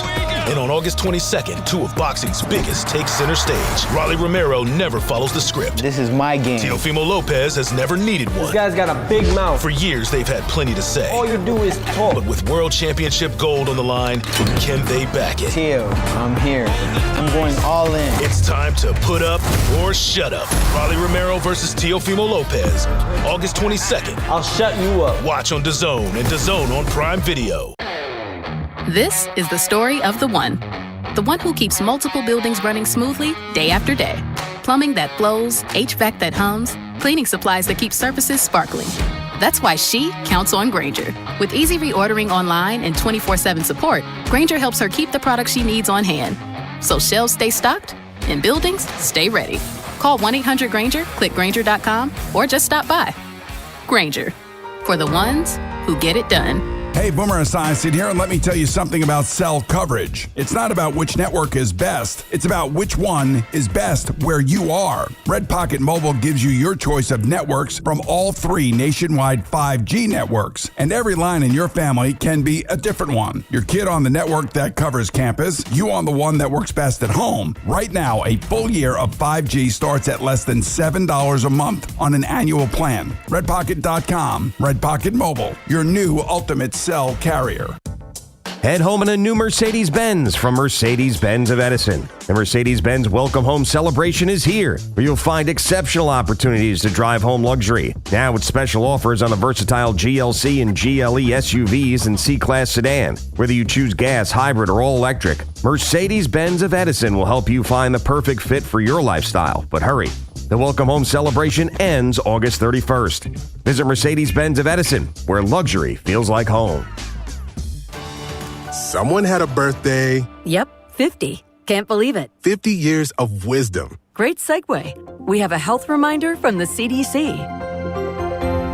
Pneumococcal vaccination is recommended for adults 50 or older. Says here, we're over 6 times more likely to be hospitalized with pneumococcal pneumonia than adults under 50. I don't love those odds. Same. Look what I found. Pfizer's Prevnar 20 is proven to help protect adults against pneumococcal pneumonia and invasive pneumococcal disease in just 1 dose, and millions have already gotten it. Continued approval may depend on a supportive study. Don't get Prevnar 20 if you have a severe allergy to its ingredients. A weakened immune system may lower your response. Common side effects include injection site pain and swelling, fatigue, headache, muscle, and joint pain. For full prescribing information, please call 1-855-213-2138. Visit Prevnar20.com or talk to your doctor or pharmacist. I'm on Prevnar20.com now, scheduling my appointment. Good idea. And happy 50th. Tune in to Odyssey Mets Radio on 880 AM. Brought to you by the #1 Westbury Toyota construction sale. Snakes, zombies, public speaking. The list of fears is endless. But the real danger is in your hand when you're behind the wheel. Distracted driving is what's really scary and even deadly. Eyes forward. Don't drive distracted. Brought to you by NHTSA and the Ad Council. Pump up the volume. Business moves fast. When you ship with USPS Ground Advantage, you can keep up with confidence. Visit USPS.com/Ground Advantage to learn more. Partly sunny, high 76. Weather brought to you by Staples. It's the most wonderful time of the year at Staples. They've got back-to-school supplies as low as 25 cents, up to 40% off select tech and more at staples.com/back-to-school. Staples, that was easy. Download to see if you qualify. Not all customers will qualify. Transfer fees may apply. No Albert subscription required. Albert is not a bank. Albert loans are issued by FinWise Bank, member FDIC. Not an actual client. Terms apply. Hey, Albert, can you help us plan and budget for a bathroom renovation? I certainly can. Let me review your finances. Who are you talking to? Albert, my AI financial assistant that I can access right in the app. It automates all things finance, moves money, pays bills, creates personalized alerts, finds savings, and so much more. Your bathroom renovation financial plan is ready. I found cash you can put aside, and to cover the rest, Albert can get you up to $10,000 fast. Can you find contractors nearby within our budget? Here's a list of contractors. Would you like help requesting a $10,000 loan for your bathroom renovation? Yes! Download the Albert app and use promo code GO to access Genius. Plus, get up to $10,000 for whatever you need. Just download the Albert app right now and use promo code GO to get up to $10,000. That's promo code GO. Talk New York sports. Jets, Giants, Yankees, Mets. Get in the conversation and make your voice heard. Call the Fan now, 888-808-1019. The WFAN phone line is powered by Paramount Plus. Your streaming home to watch the NFL on CBS all season long. It's now time for... By the way, everybody likes joints. Really? Oh, yeah. I got you. I got you. It took me a second. For the Jets tonight, you know what I'm interested in? I'm interested in 2 things. I'm interested in Geno Smith looking competent, just giving me solid quarterback play. Just don't throw an interception, Geno. Don't do anything dumb. Right, and you'll have the starting quarterback job. Yeah. He will. He will. He's going to have it anyways, but you know what I mean. He's going to have it no matter what. I think just in terms of, as a fan, what I'd like to see. And the other thing I'm intrigued by, besides David Bailey, who was impressive for the 9 or 10 snaps he was out there in the first preseason game. Even though he wasn't asked to do much. No, he was also double-teamed half the time. But he was good. Yeah. The other thing I'm intrigued by is Braylon Allen, because Braylon Allen should get a pretty decent amount of touches in this game, especially when you look at Breece Hall not playing. Isaiah Davis is probably not going to play. Right. And I think there's a chance that even if Breece Hall is ready for the start of the season, which in theory he should be, he may be restricted week 1, considering he's coming off of this groin injury. And I think we forget how good Braylon Allen could be. Yeah. Of course, the injury derailed the end of his season last year. Right. So Braylon Allen looked good in the first week of the preseason. I will be intrigued to see him in week number 2. I am. I agree with you on that. But to me, it's the same thing I said in the first preseason game, leading up to the first season game. What is this Aaron Glenn now called defense look like? How do they perform? What kind of things are they being asked to do? Is their secondary going to hold up? And I think it will, because it's probably one of the strengths of their team on paper. Minka Fitzpatrick and some of these guys that have been around for a while. But to me, it's how does Aaron Glenn keep evolving this defense? And one thing we know about tonight's game, they're in Pittsburgh against the Steelers. Aaron Rodgers will not be playing. Mm-hmm. Their backup, Mason Rudolph, will not be playing. We are going to see Will Howard, and we're going to see Drew Allar. Is it Allar or Aller? Because I've been hearing a lot of Allar I've heard lately. both ways. I'm going to look what Football Reference says, but I always heard Allar. Yeah, that's what I thought. You're right. And now this preseason, I've heard of a lot of Allar. You know the secret? And I did this once, even though it backfired, with Frank Ntilikina. Do you remember Frank Ntilikina Yes. of the New York Knicks? When Frank was drafted by the Knicks, it was such a weird, confusing name that I listened to what he said. And I actually cut audio of it, of him saying, my name is Frank Ntilikina. And I was like, oh, I am going to be smarter than everybody else. I'm going to call Frank Ntilikina the correct name. And I did it for 2 years. And people would say, what are you calling it? That's his name. And then finally one day, Frank Ntilikina revealed, yeah, I'm Frank Ntilikina. And I'm like, excuse me? Right. On draft night, you called yourself Ntilikina. Right. So I don't know if he just gave in to the way people pronounced his name, but that's probably what ended up happening. It's on Pro Football Reference, Aller.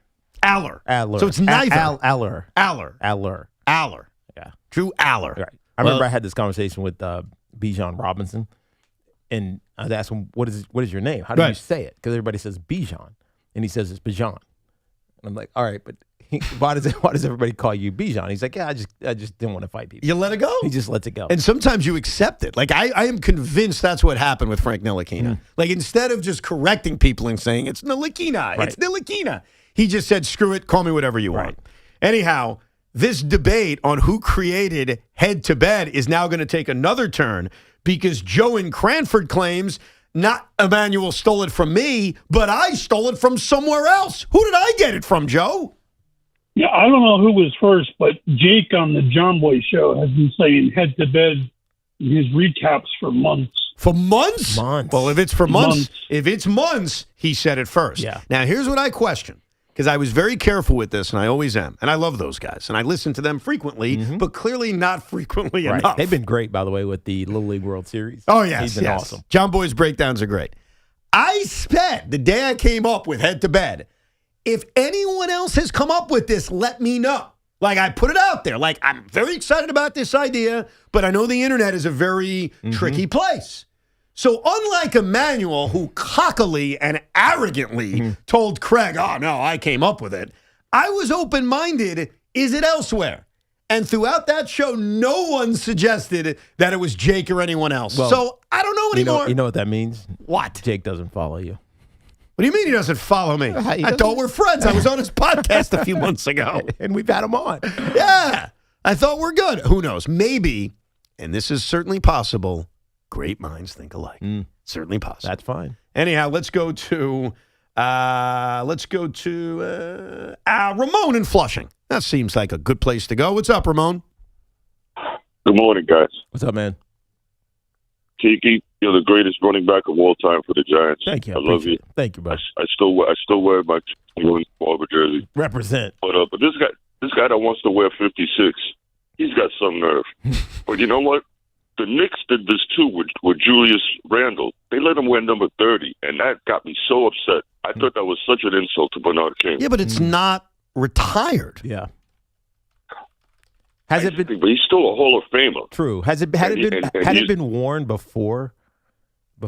How many other people have worn 30 prior to Julius? Probably a handful. I'll look through, but it's not a retired number. Like, that's the big difference between, and I respect, Ramon, that you and many others want that number retired. I totally get it. And I'm not even getting into the argument on if it should or if it shouldn't. But it's not.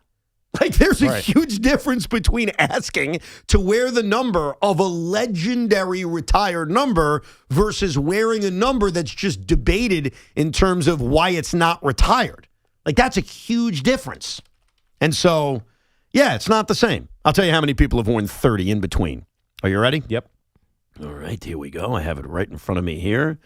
A few people. So since Bernard King, Frank Williams, who I think was a point guard back in the day, wore it in 2003 and 2004. Earl Barron, who I think was a backup big, wore it in 2010. John Jenkins in 2019, and then Julius Randle for the 5 years he was here between 20 and 24. So a bunch of people did wear it between Bernard King. And think about this, though. That number was unworn for 16 years. So it did go through a long period of time. Now, granted, there's only 12 guys on an NBA roster. Have they retired numbers, the Knicks? Yes. Just not that one. Yeah. It's interesting, though. Like, should it be retired? I mean, I don't want to be a jerk here, but Bernard King was a great player. He just didn't do it for very long. And the Knicks didn't win anything. And look, retired numbers is a very personal thing when it comes to franchises. I think that, because it's easy. Someone could call up right now and say, you're such a hypocrite. What about the Nets? You retired everybody. I think the Nets decided with their history, they may be a little bit more lenient with the numbers that they retired. Yeah. The Knicks retired a lot of guys from their championship teams in the early 70s. God knows this team is going to have every number retired. Right. I mean, come on. And I have no argument with that. But are you really going to say that a guy who spent parts of really 3 full seasons with the Knicks, because of injury, he wiped out the other 2? And you're basically looking at 3 years as a Knick. That deserves a retired number? Yeah, and when you look at their all-time great players, he obviously is one, but he doesn't show up as one, just because of the longevity. Right. But that doesn't necessarily mean anything. Like Terrell Davis, who really only had, 3 really good seasons with Denver. He's in the Hall of Fame. No, I get you. There's like a Koufax angle to this. If you're so good for a short period of time, I mean, Bernard King won a scoring title. Right. So, he was great in that period of time. Is that enough to supersede your normal rules for Hall of Fame, or in this case, a retired number? But it's just different. To compare Julius Randle taking 30 to the idea of Abdul Carter wanting 56, I'm sorry. That is, with all due respect to Bernard King, that's apples and oranges. Right. And he played for multiple teams, Bernard King. Yeah, you know where he started? The Nets. Yeah. Yeah. I could tell by the tone of your voice. I was such a jerk. So I did a Knicks podcast. I did 2 of them. It was probably when the Knicks played the Nets during the winter, and they both had the same idea. Both podcasts, both great podcasts, Knicks Film School and our guy CP. They both said, let's do an all-time guy who played for the Knicks and Nets draft. We'll draft guys who played for both teams, maybe in honor of Mikal Bridges. And so instead of taking the obvious number 1 overall pick, which to me is Jason Kidd, as one of the greatest Nets of all time, who of course had the 1 year with the Knicks, I was being a little bit of a troll, and I picked Bernard King. And you know how both of them responded? How? By taking Jason Kidd. And I'm like, guys, he was on the Knicks for 1 year. Right. Don't compare it. It counts, though. Of course it counts. But Bernard King played the first 2 years of his career and the final year of his career with the old New Jersey Nets. Our buddy Kendrick is in Suffern, New York. Hey, Kendrick. Hey, Kendrick. What's up, guys? Yeah, finally get to call in here on a Friday. And a few things, because I always listen on the rewind here, Evan. Yesterday's show, I am shocked because as a perpetual goalpost mover, that you would want technology to help people realize if things were going foul or staying fair, and you move goalposts more than anybody. And so the guy who called in and said that you are very kind and accepting, that's because you have a caveat to every one of your takes that allows you to parachute out of them. By the way, Kendrick is not talking literal movement. He's talking figurative movement of the goalpost. Yeah. Yes. But, I was going to bring something else up, but the number conversation always gets me because, coaching high school sports, the numbers are on the wall, the records are on the wall of the gym. And by 10 years, 15 years, people don't even look up anymore. And I've always thought that wearing the number out of respect kind of gives this player or your captain, the honor of wearing it with pride. And you saw that this year, too. It's funny with the Mets, the 40-year reunion, everyone was getting on the fan turnout.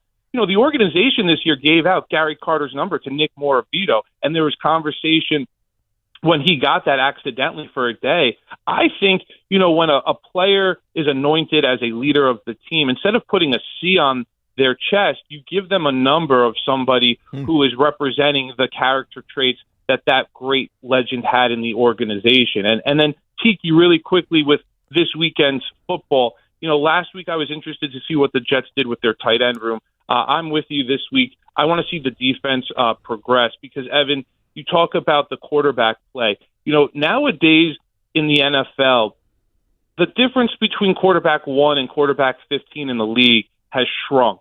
My thing is you need a top 5 defense to win a Super Bowl, because when all the teams are eliminated, when you look at all the teams that have won Super Bowls recently, they've had quarterback play that reaches a standard, but the defenses are the elite ones in the league.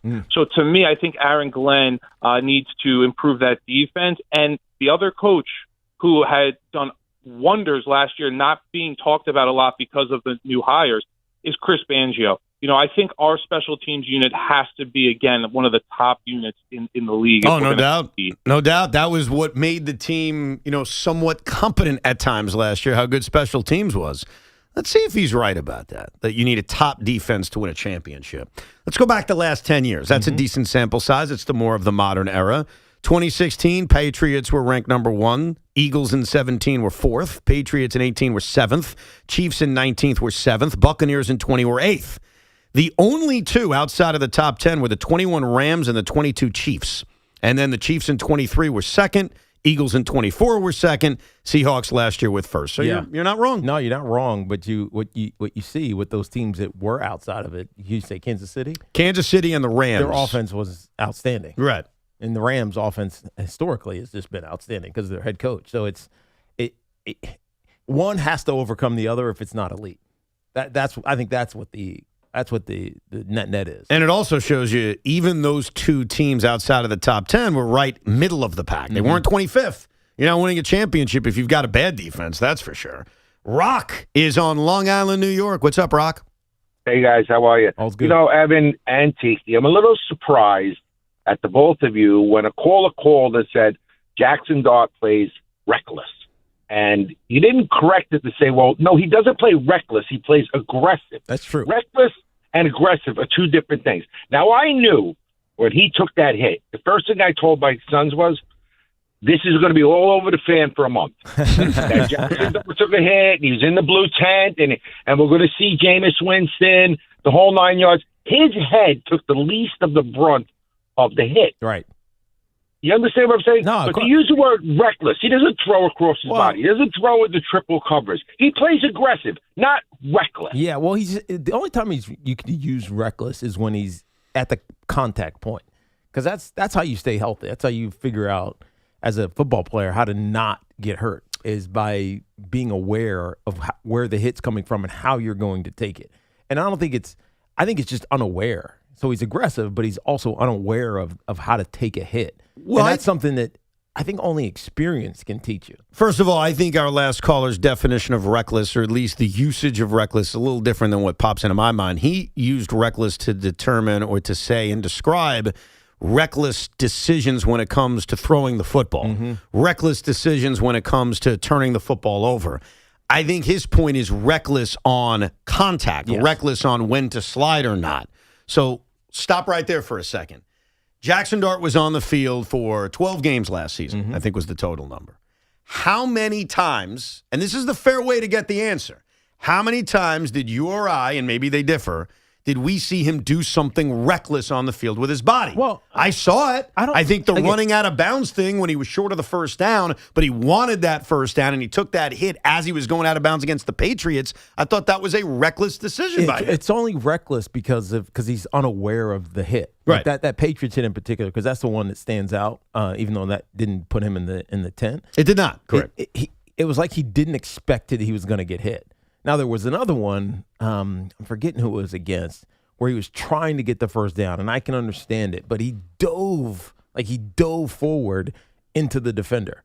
And he's like, I need the first down. He dives into the defender and gets just absolutely crushed. That one he was aware of because he knew it was going to happen. Was that reckless? It's why he dove. That one was reckless. Okay. But I think most of them are unaware. Like the one that we talked about 2 days ago when Daves recognized that he was off. He was just unaware. Like the ball got knocked out of his hands. He was trying to go grab it, and he got drilled. It was because he was unaware of what was going to happen when the ball got loose from him. So to me, it's more unaware, and I think that changes with experience. And here's where I'll defend Blue Tent. In 2026, has he done anything? If you're going to use it, Big Blue Tent. Oh, I'm sorry. Okay, let me clear the record. Here's where I'll defend Big Blue Tent. in 2026, in the one preseason game that he played, the hit that he took that sent him to the blue tent was not a reckless play. Right. So the term reckless, which I think is fair to use, is about last season. Now, is it fair that with another year of experience, with John Harbaugh as his head coach, that we're going to see a far less reckless big blue tent this season? Absolutely. I think that's the expectation. But I don't think the usage of describing Jaxson Dart as playing a little bit reckless in his rookie season, I don't think that's an inaccurate statement. It's at times. It's not all the time. Yeah. Okay. And he's right, because he's not reckless with the ball. He's not reckless with his decision making. You know what he was reckless with this year, though? What? Last year. No. This year. You know what he's reckless with? What? His shaver. Because he grew a mustache, and it does not work. Now, who am I to judge? It's not like I'm some expert on facial hair. I've had my own issues with facial hair, and maybe that's what his girlfriend wants. I don't know.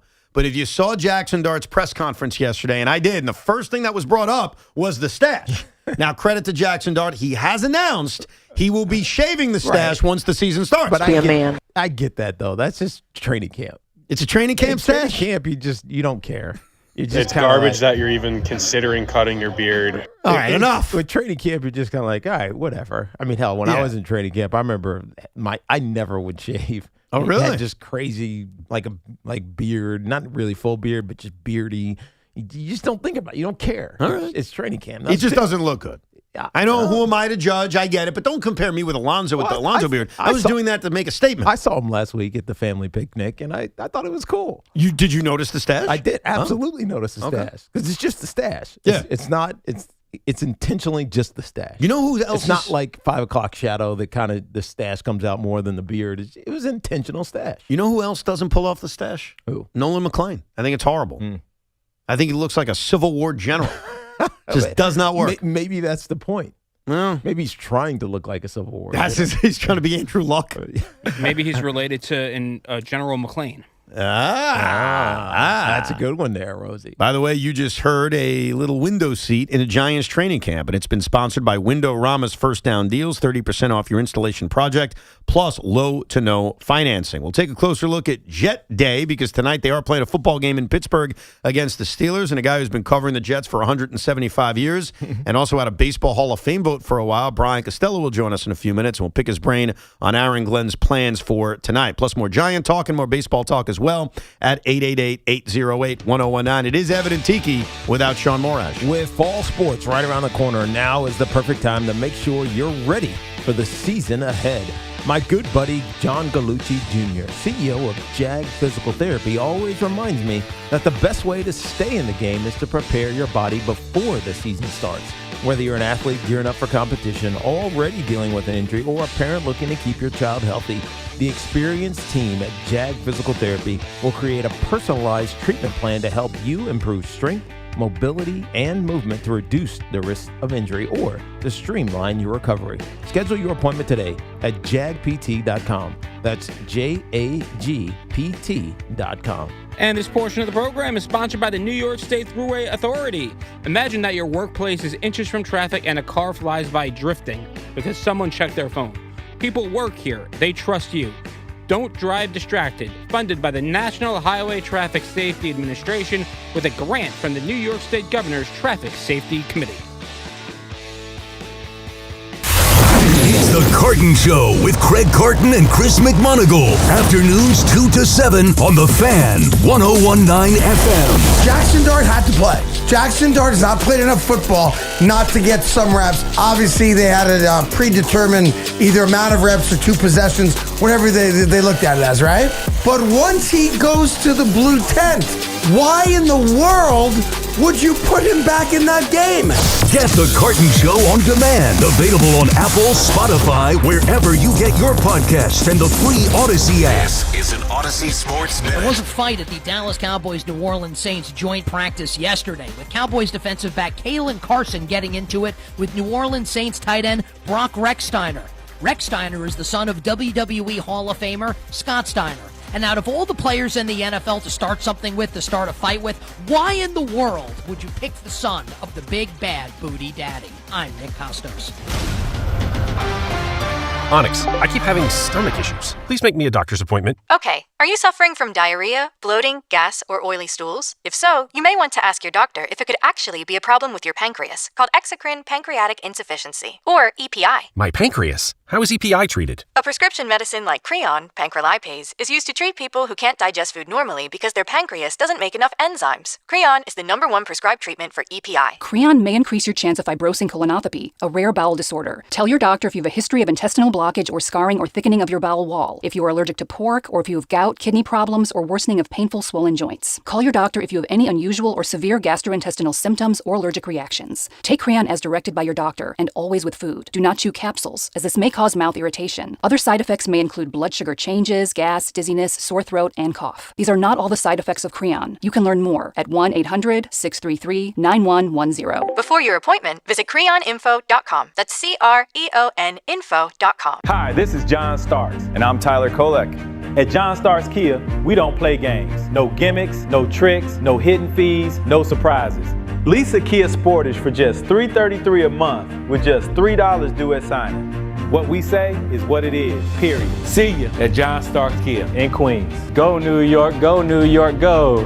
36-month lease excludes tax, title, and MV fees. No security deposit required. 10,000 miles per year. Expires August 31st. Hey, it's Tiki Barber. New shoes, new clothes, brand new grade. Switch to Verizon to make sure their tech keeps up. This back-to-school season, buy or bring any Android phone and get a Samsung Galaxy tablet on Verizon. Get your kids ready for the school year without breaking the bank. Visit Verizon.com or your local store today. Bring an Android phone or purchase a new phone with device payment on postpaid service plan required. $329.99 tablet device payment purchase with new line on $20 per month tablet plan for 36 months required. Less $330 tablet promo credit applied over 36 months. Additional taxes, fees, and terms apply. It's fall, which means you're going to fall so hard for this Dunkin' $6 meal deal. Now you can get a medium hot or iced coffee, 6 crispy hash browns, and a bacon, egg, and cheese sandwich. All for $6. That's a full breakfast meal for $6. So wherever you're headed, work, school, the gym, or your next adventure, your breakfast or afternoon pick-me-up is covered. Do breakfast the Dunkin' way. Order Dunkin's $6 meal deal now. Looking for the lowest price on name brand tires? Get to Town Fair Tire and get the guaranteed lowest price on any name brand tire. Nobody beats a Town Fair Tire deal. Nobody. Name brands at discount prices. Town Fair Tire. Hey, Salicata here for CertaPro Painters, and my wife is still satisfied by my good friends at CertaPro Painters. They work fast and clean, and if she's happy, you better believe I'm happy. Big jobs or small, the good folks at CertaPro Painters are at your service. If you've been putting off a painting project, give them a call. 1-800-GO-CERTA. That's CERTA with a C, and you'll see exactly what I mean. 1-800-GO-CERTA. Call CertaPro Painters today and get a no-nonsense free estimate on a professional job that you'll be happy with for years to come. Each CertaPro Painters business is independently owned and operated right here in our community. Schedule your free estimate online at CertaPro.com. The times you spend with your friends and loved ones are the best. Those selfies you take now will shape memories that will last a lifetime. Make sure you stay in the picture and stay away from fentanyl. Only 2 milligrams of fentanyl can cause an overdose. So learn about the dangers and risks of this frightening, deadly drug at stayinthepic.nj.gov. Don't risk your life and all those wonderful memories you're creating. Stay in the picture and stay away from fentanyl. Know all the risks. Visit stayinthepic.nj.gov from New Jersey Human Services. Orgavattazona? Is that a word? In the 2026 Kia Sportage Turbo Hybrid, it might as well be, because it can be one road trip. It's all about turbocharged power and hybrid efficiency working together, so you get the thrill of quick acceleration and the satisfaction of fuel efficiency. Book a test drive and keep the adventure going. Kia, movement that inspires. Call 800-3334-KIA for details. Always drive safely. I scream. You scream. We all scream. Because Wendy's famous small classic Frosty is just $1 for a limited time. More screaming, happy screaming, summer screaming, $1 small classic Frosty screaming! But please don't scream in the drive-thru. It hurts the employees' ears. Get a $1 small classic Frosty for a limited time, only at Wendy's. U.S. price and participation may vary. A la carte only, not valid for delivery. Limit 10 per transaction. Price may be higher in Alaska and Hawaii. Pros, find the right flooring for the job in Lowe's newly redesigned flooring showroom. Shop our expanded assortment of trusted brands and get up to 35% off style selections, Stainmaster, and Stainmaster Pet Protect Special Order Carpet. And while you're here, save $100 on the DeWalt 20-volt max 6-amp-hour 2-pack of batteries. Now just $179. Get more of what you need faster and save more where it counts from the ground up. Our best lineup is here at Lowe's. Valid through 8/26 while supplies last. Selection varies by location. New York baseball fan favorite and Latin pop sensation Jose Candelita Iglesias makes his Broadway debut in Buena Vista Social Club starting August 27th. Get tickets today. Get the latest on the Giants and Jets on WFAN, WFAN FM, WFAN FM HD1 New York, and Odyssey Sports Station. Are you ready? Can you feel the energy? It's a game day. It's a football game day. It's Jets-Steelers tonight from Pittsburgh. And then the Giants will play tomorrow at 4 o'clock in Miami because some brainiac decided that there should be a home Dolphins game at 4 o'clock in South Florida, which has to quite possibly be the stupidest scheduling I have ever seen. It's almost better than 1. Because 1, it's really hot. I disagree. I think 4 o'clock's the hardest part of the day. Yeah, it gets humid as the day goes on because it inevitably is going to rain down there at some point during the day. So it's just going to be hot and then humid. So it's bad. Why not do it at night? It's a night game. I don't think they should play preseason football in Florida. That's my opinion. I mean, I think it should be banned. I think it's disgusting. But there will be a preseason game tonight, the New York Jets against the Pittsburgh Steelers, and this man has covered the Jets for a very, very long time. He is the great Brian Costello, who's live in Pittsburgh as we speak. How's the energy in Pittsburgh? Are they ecstatic about Jets-Steelers tonight? Oh, yeah, a lot of energy, Evan, as you can imagine. A lot of excitement about Jets-Steelers with Will Howard starting for the Steelers tonight. They're pumped up. Yeah, but Brian, I wonder, is it disappointing that Aaron Rodgers is not playing? I think it's disappointing for me and for probably some people watching, right? It'd be fun to watch him against the Jets defense. Right. I don't think the Jets care, right? They're just out there getting their work. But yeah, that would be, obviously it's a fun little storyline if he was playing against the Jets even in the preseason. Let's go to Geno. So he doesn't play the first game because of the surprise ankle issue. He's going to start tonight. Any expectations on how long we actually see Geno with the first team? Yeah, I would think it's probably a series or two, Evan. If it's 3 and out, they probably go another series. If they go a 12-play drive and score a touchdown in the first series, they probably sit him after that. I don't think they're going to want him to go too long. He looked fine in practice this week. He practiced all 3 days, so I don't think the ankle is a big deal. Aaron Glenn said it wasn't a sprain; it was just sore. So I don't think that's a concern, but it's probably I would guess 2 series at the most. What bothered me about the first preseason game is, I turn it on. I'm surprised to hear the Geno news. I think a lot of us were, and then I'm like, "Ooh, Cade Klubnik is starting. Great, let's see him." And it was only 2 drives of Cade Klubnik. Like, do you think that we should have seen more from him in that first preseason game?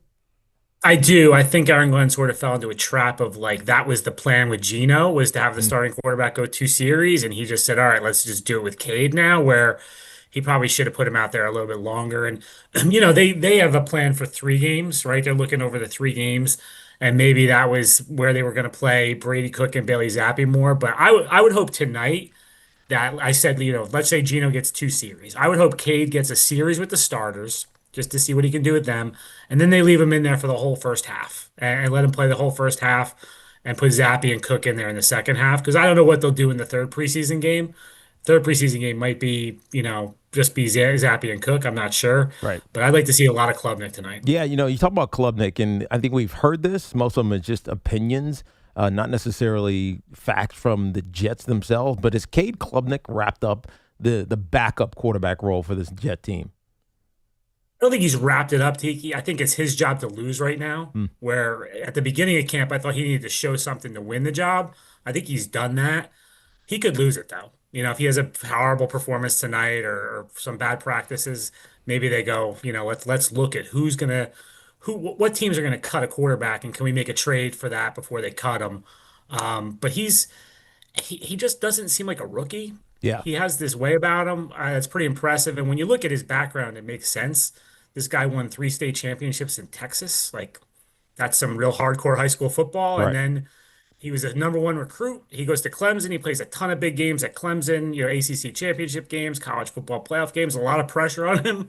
And, last year didn't go well for him, but he's been through the fire, so he's not overwhelmed by it. So I think that's been impressive. Now, the other thing we know is that Breece Hall is likely not playing anymore in the He's definitely not playing anymore in the preseason. No. But what is this running back room going to look like? Yeah, I mean, the trickier injury right now is Isaiah Davis has been missing time, and I'm not sure when he's going to be back. So right now you have Braylon Allen, and then you have Kene Nwanu, who's really a returner, and then a couple of undrafted rookies. So it's going to be interesting to see when Davis comes back. I think that's sort of a key, because I think Breece, you know what to expect there, but you would have liked to see more from Isaiah Davis. But tonight's going to be the Braylon Allen show for sure. No doubt. And I think we forget how good he looked at times prior to his injury. Yeah. And I'm kind of expecting, especially week 1, Breece may play, but I don't know if he's going to be like fully unlocked since he missed a few weeks of practice. So I am intrigued to see how Braylon Allen looks and what kind of role he could have on this team this upcoming season. Yeah, absolutely. I mean, you talk about, like, last summer there was conversation in the Jets Twitterverse about, is Braylon Allen better than Breece Hall? Like, that was a actual topic, which I thought was kind of crazy at the time. But he's done some impressive things, had a nice run last week. But I agree with you, Evan. I also think, those soft tissue injuries, like, he might be ready to play, but the last thing you want him to do is tweak it and then it becomes a much worse injury that carries on throughout the season. You want to make sure he's back all the way. So I do think he could be a little limited in that week 1, and Braylon Allen showing you something would help for sure. Do you expect look, the offensive line I think is fine. I think we have high hopes for what their offensive line looks like. They spent a lot of draft equity, especially on the edges, shoring this thing up. And so I think it's less of a discussion point what the offensive line looks like. But the tight end room is interesting because there's so many guys that are draft picks. They're high draft picks. Even Jelani Woods, who they picked up this offseason, was a top draft pick. Obviously with the Colts, it crashed out there a little bit. But Kenyon Sadiq, he hasn't played. He's not. I don't even know. Is he practicing? I mean, I know he's had that inner core injury, surgery right before the preseason started. What's the update on Kenyon Sadiq? Because he's a first-round pick that I think a lot of Jet fans were excited about. It's an area of concern, Tiki, right? Because he actually had the surgery in May. They got him in the building, and he had a hernia surgery that they said he needed to have. And then he sat out the whole spring. Then he's there for the beginning of training camp, but he only lasted like 3 days, 4 days, and then they shut him down.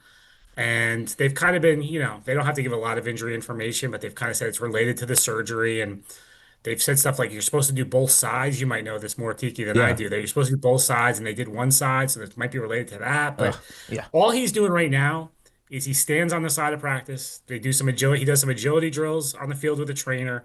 And then I saw they were throwing footballs to him the other day, but he basically was taking like 5 steps and then catch the ball. Yeah. Like you do with your kid in the backyard is how I describe it. So he's not It wasn't like right. They expect him to be ready for the start of the season. That's what I keep hearing. They do. But he's not. There's no do. way he can be ready for the beginning of the season, right? I mean, look, you have 3 weeks still. Right. You have this week is basically the last week at camp.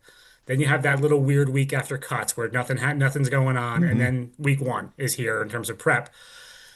I think he could be ready, Tiki, healthy. My question is, how much does this limit what you were going to do with him? Because like the grand dream with Kenyon Sadiq was like, this is a chess piece. We can do jet sweeps with him. We can line him up at slot. We can put him inline tight end. We can do all this different stuff.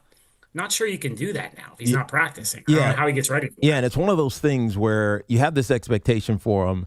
You draft him high because you know what you want to do. All those things you just mentioned, Brian, but you can't replace him. Like Mason Taylor maybe can do those things. I doubt it. Jeremy Rucker definitely can't. So it kind of hamstrings their offense in a way because you want to prepare and be full strength, getting yourself ready for the start of the season. As Evan has mentioned many times, this Tennessee Titans game is likely the one winnable game they better on win. paper that you're looking at they better win. Start the season. It creates a bad disadvantage early in this year for this Jets offense. Yeah, I agree. And I think this week is huge. Can he get out in the field this week and practice with them as they do their last training camp week? Because then it feels like, okay, he at least would have some practices under his belt. I don't think there's any way he'd play in the last preseason game. But at least then you have 3 weeks of practice and maybe they can get him somewhat up to speed. If he Right. doesn't practice this week, that dead week, guys, I think they're practicing Monday, Tuesday that week, and then he's giving them time off. They have a team function Wednesday, and I think they're off Thursday, Friday, Saturday, Sunday, like entering that Labor Day weekend, like give them a weekend off. So, there's not much work left to be done. Talking to Brian Costello, he's in Pittsburgh right now. Jets Steelers, second of 3 preseason games. Wide receiver, Garrett Wilson had that great catch on third down from Cade Klubnik. Yeah. Obviously, we know the deal with Garrett Wilson. Just keep him healthy for week 1 of the year. A.D. Mitchell has been impressive, but Isaiah Williams is ahead of Omar Cooper on the depth chart. What are you seeing from Omar Cooper, and what are the realistic expectations for him early in his rookie season? Yeah, I feel bad that for him, honestly, that this has become a thing. He's looked fine, Evan. He has not flashed. Like, he has not been like, oh my God, look at this kid. But that's the case with most rookies. I feel like it's the exception is when you have a guy like David Bailey has flashed in camp, but he's been fine. There hasn't been like, oh my God, this guy can't catch, or oh my God, this guy looks lost on the field. He's been fine. The thing is, Isaiah Williams just showed up and made plays. Like, he just kept popping up and making catches. So I think it's more about Isaiah Williams right now than Omar Cooper. And sometimes it takes a little time for guys to get it. But the good thing is he's at a position where he's going to play. They're going to use 4 wide receivers. Right. So it's not like he's a right tackle that all of a sudden is falling down the depth chart and you're never going to see him in the season. So I think, I wouldn't be panicked about it. I know some Jets fans are. It's very early. Yeah. But Isaiah Williams has earned the role. Yeah, I think in a lot of times, Brian, you see these young wide receivers. Some of them get it right away, like Justin Jefferson, Malik Neighbors. You can name the slew of them. But sometimes these wide receivers, it takes a year. It's a completely different route tree that you're having to be able to run. It's like understanding where your spots are to get open in certain defenses is one thing, and that sometimes takes time. But the biggest thing Evan wanted to see was Geno Smith.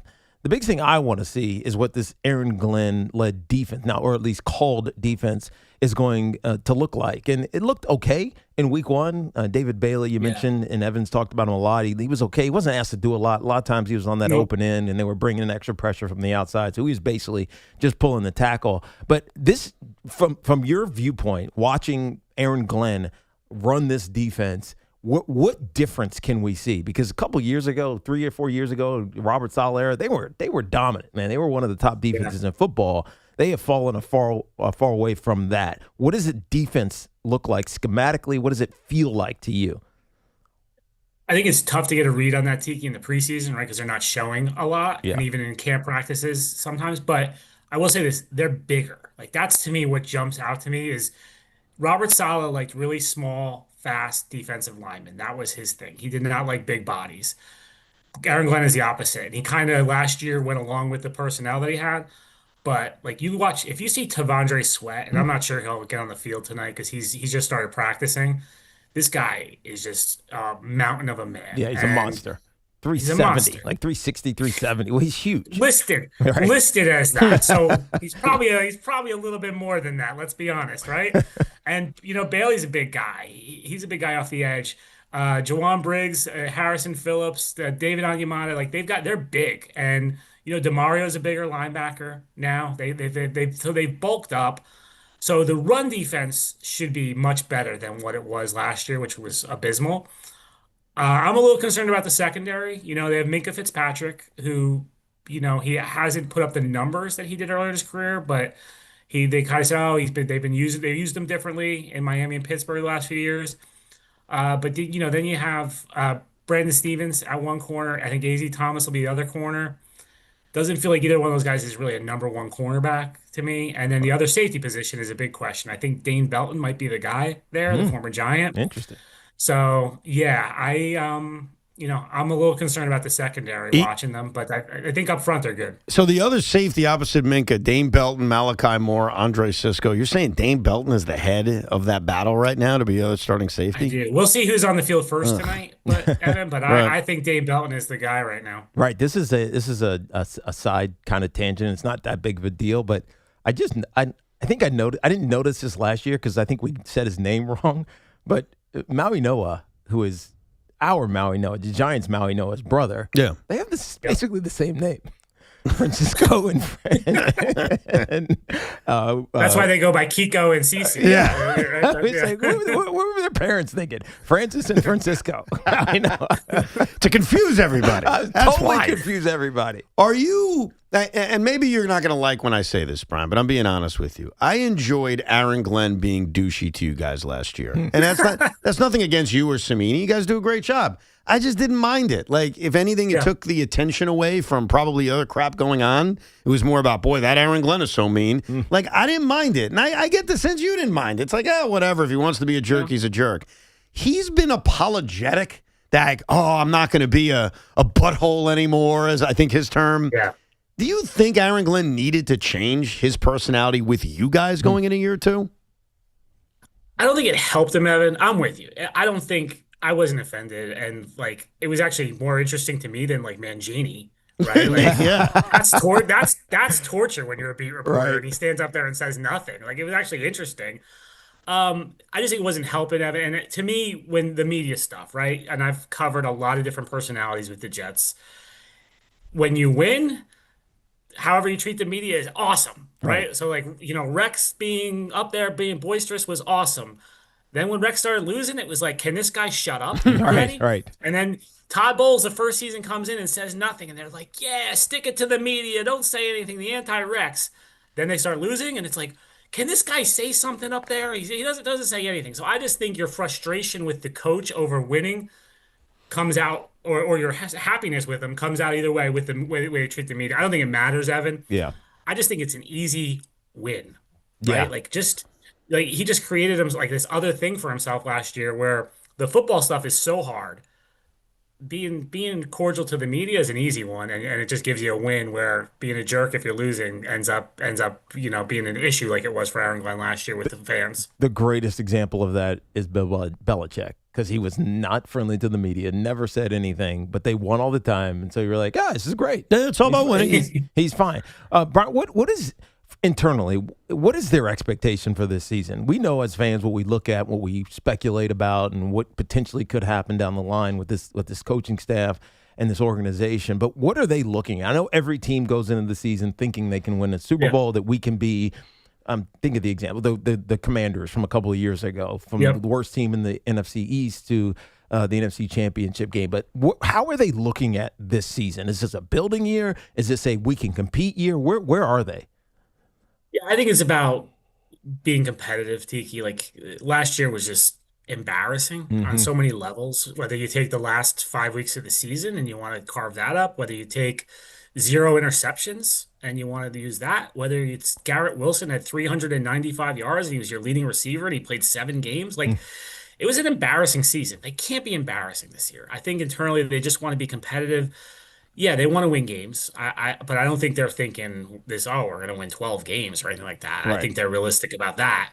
But I think if they can be around 500 and look competitive in the losses, right? And not, I've always used this term with the Jets. Sometimes they're the homecoming opponent, right? They cannot be the homecoming opponent. And you gotta at least be in these games in the fourth quarter and playing close games. And can you extend the season past Halloween? Yeah, can we get to Thanksgiving before we're actually breaking down the top of the draft? And so I think that internally that they'd be happy with that. We've done a lot on, this is just stupid Vegas odds, coach most likely to get fired first in season, and we've put the hot seat tag on Aaron Glenn.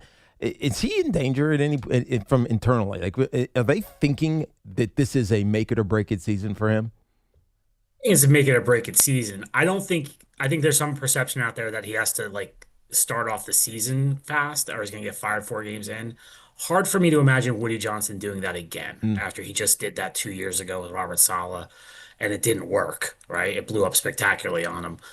And to me, I think Aaron Glenn deserves 17 games. I think he should get this season to show what he can do. It's only his second season. And I know we got kind of tired of talking about this last year, but I'll bring it up again. The Detroit Lions, right, is where he was at. They went 3-13-1 in Dan Campbell's first year. The second year, they were 1-5 in October, and the owner came out and said, "No, I'm sticking with them. I believe in them. I hired them for a reason." And they ended up going 9-8 that season, and then they took off after that.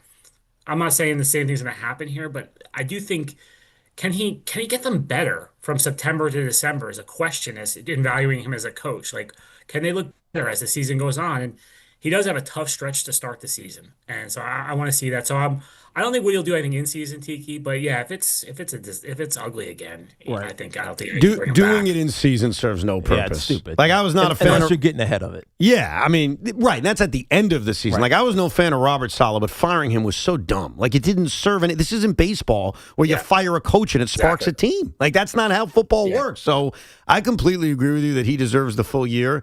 Unfortunately, like I've heard a lot of my fellow Jet fans have some level of optimism. I don't really. Like I think they're a 4 or 5 win team. And that sucks. And that means we're sitting here late in the year talking about they should start Cade Klubnik because what do they have to lose? Or they're better off losing for draft pick status. And that's rough. I don't want to see that.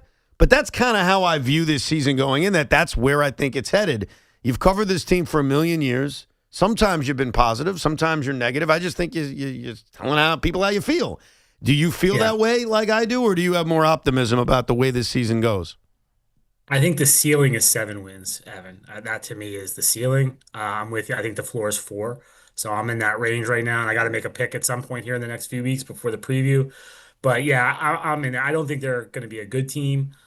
I think you're looking for, are they competitive? Do you feel good about the young guys? Do you feel does the young core responding? Are they playing well? Because obviously you have the 3 first-round picks next year. You're hoping you're going to get a quarterback next year. So I think that's what you're looking for this season is competitiveness, and do you feel good about the younger players? Yeah, back to Aaron Glenn real quick. Has it been refreshing? I know it has been for you guys that he's admitted some of the missteps that he took a year ago as a rookie head coach, but has it affected the team? Like, has that had any kind of on-field or in locker room effect? Because he was a different rhetorical coach than he is last year than he is this year. Has that made a difference?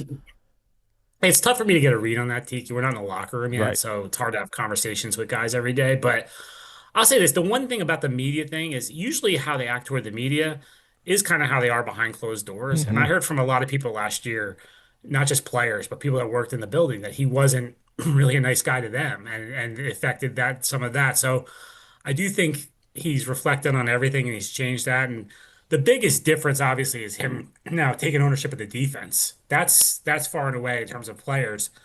I think they're seeing a different side of him as a play caller, and he really did try last year to be the CEO and let Steve Wilkes run the defense. So that's the biggest difference to me. But I'm not sure the kinder, nicer Aaron Glenn has had an effect in the locker room yet. And I'm also curious to see, honestly, when the losses come, Right. whether the kinder, gentler Aaron Glenn sticks around for a while. Yeah, That's when it gets tough. That's when it gets tough, right? In post-game press conferences, that's when it's tough. When he first gets asked, and maybe it's you, maybe it's someone else, the first reporter that says, when are we going to see Cade Klubnik? Then I'll be curious to see his response. I'm with you, yes. It'll be like the last year in London when I got, you should know better than that. Right. Indeed. Brian, enjoy Pittsburgh. Enjoy the game tonight. Thank you very much for popping on. Always appreciate it. You, Brian. All right, guys. Thanks for having me. The great Brian Costello, New York Post. He's covered the Jets for a million years, and the Jets will play week 2 of the 3-week preseason tonight in Pittsburgh against the Steelers. The Giants are taking on the Dolphins this weekend. We'll pick Tiki's brain. What's he looking for from the Giants over the weekend? Plus, more of your calls coming up at 888-808-1019. But it is Fan Cash Friday. And Fan Cash Fridays are powered by Fanatics Sportsbook, America's fastest-growing sportsbook. Right now, we will take the 10th caller at 866-540-WFAN, 866-540-9326 for your chance to win $100 in Fan Cash from Fanatics Sportsbook. It's every Friday. Winning, it's different here. And this portion of the program is sponsored by Bet365. 23 days until the Jets kick off the season against the Titans. Talk about gangrene here on The Fan, 101.9 FM, and always available on the Odyssey app. With Bet365 Early Payout, you win even if they lose. Get paid out instantly when your team goes up big, even if they blow the lead later. Bet365. Winning is everything. Gambling problem? Call 1-800-GAMBLER. 21 plus only. Must be physically located in New Jersey.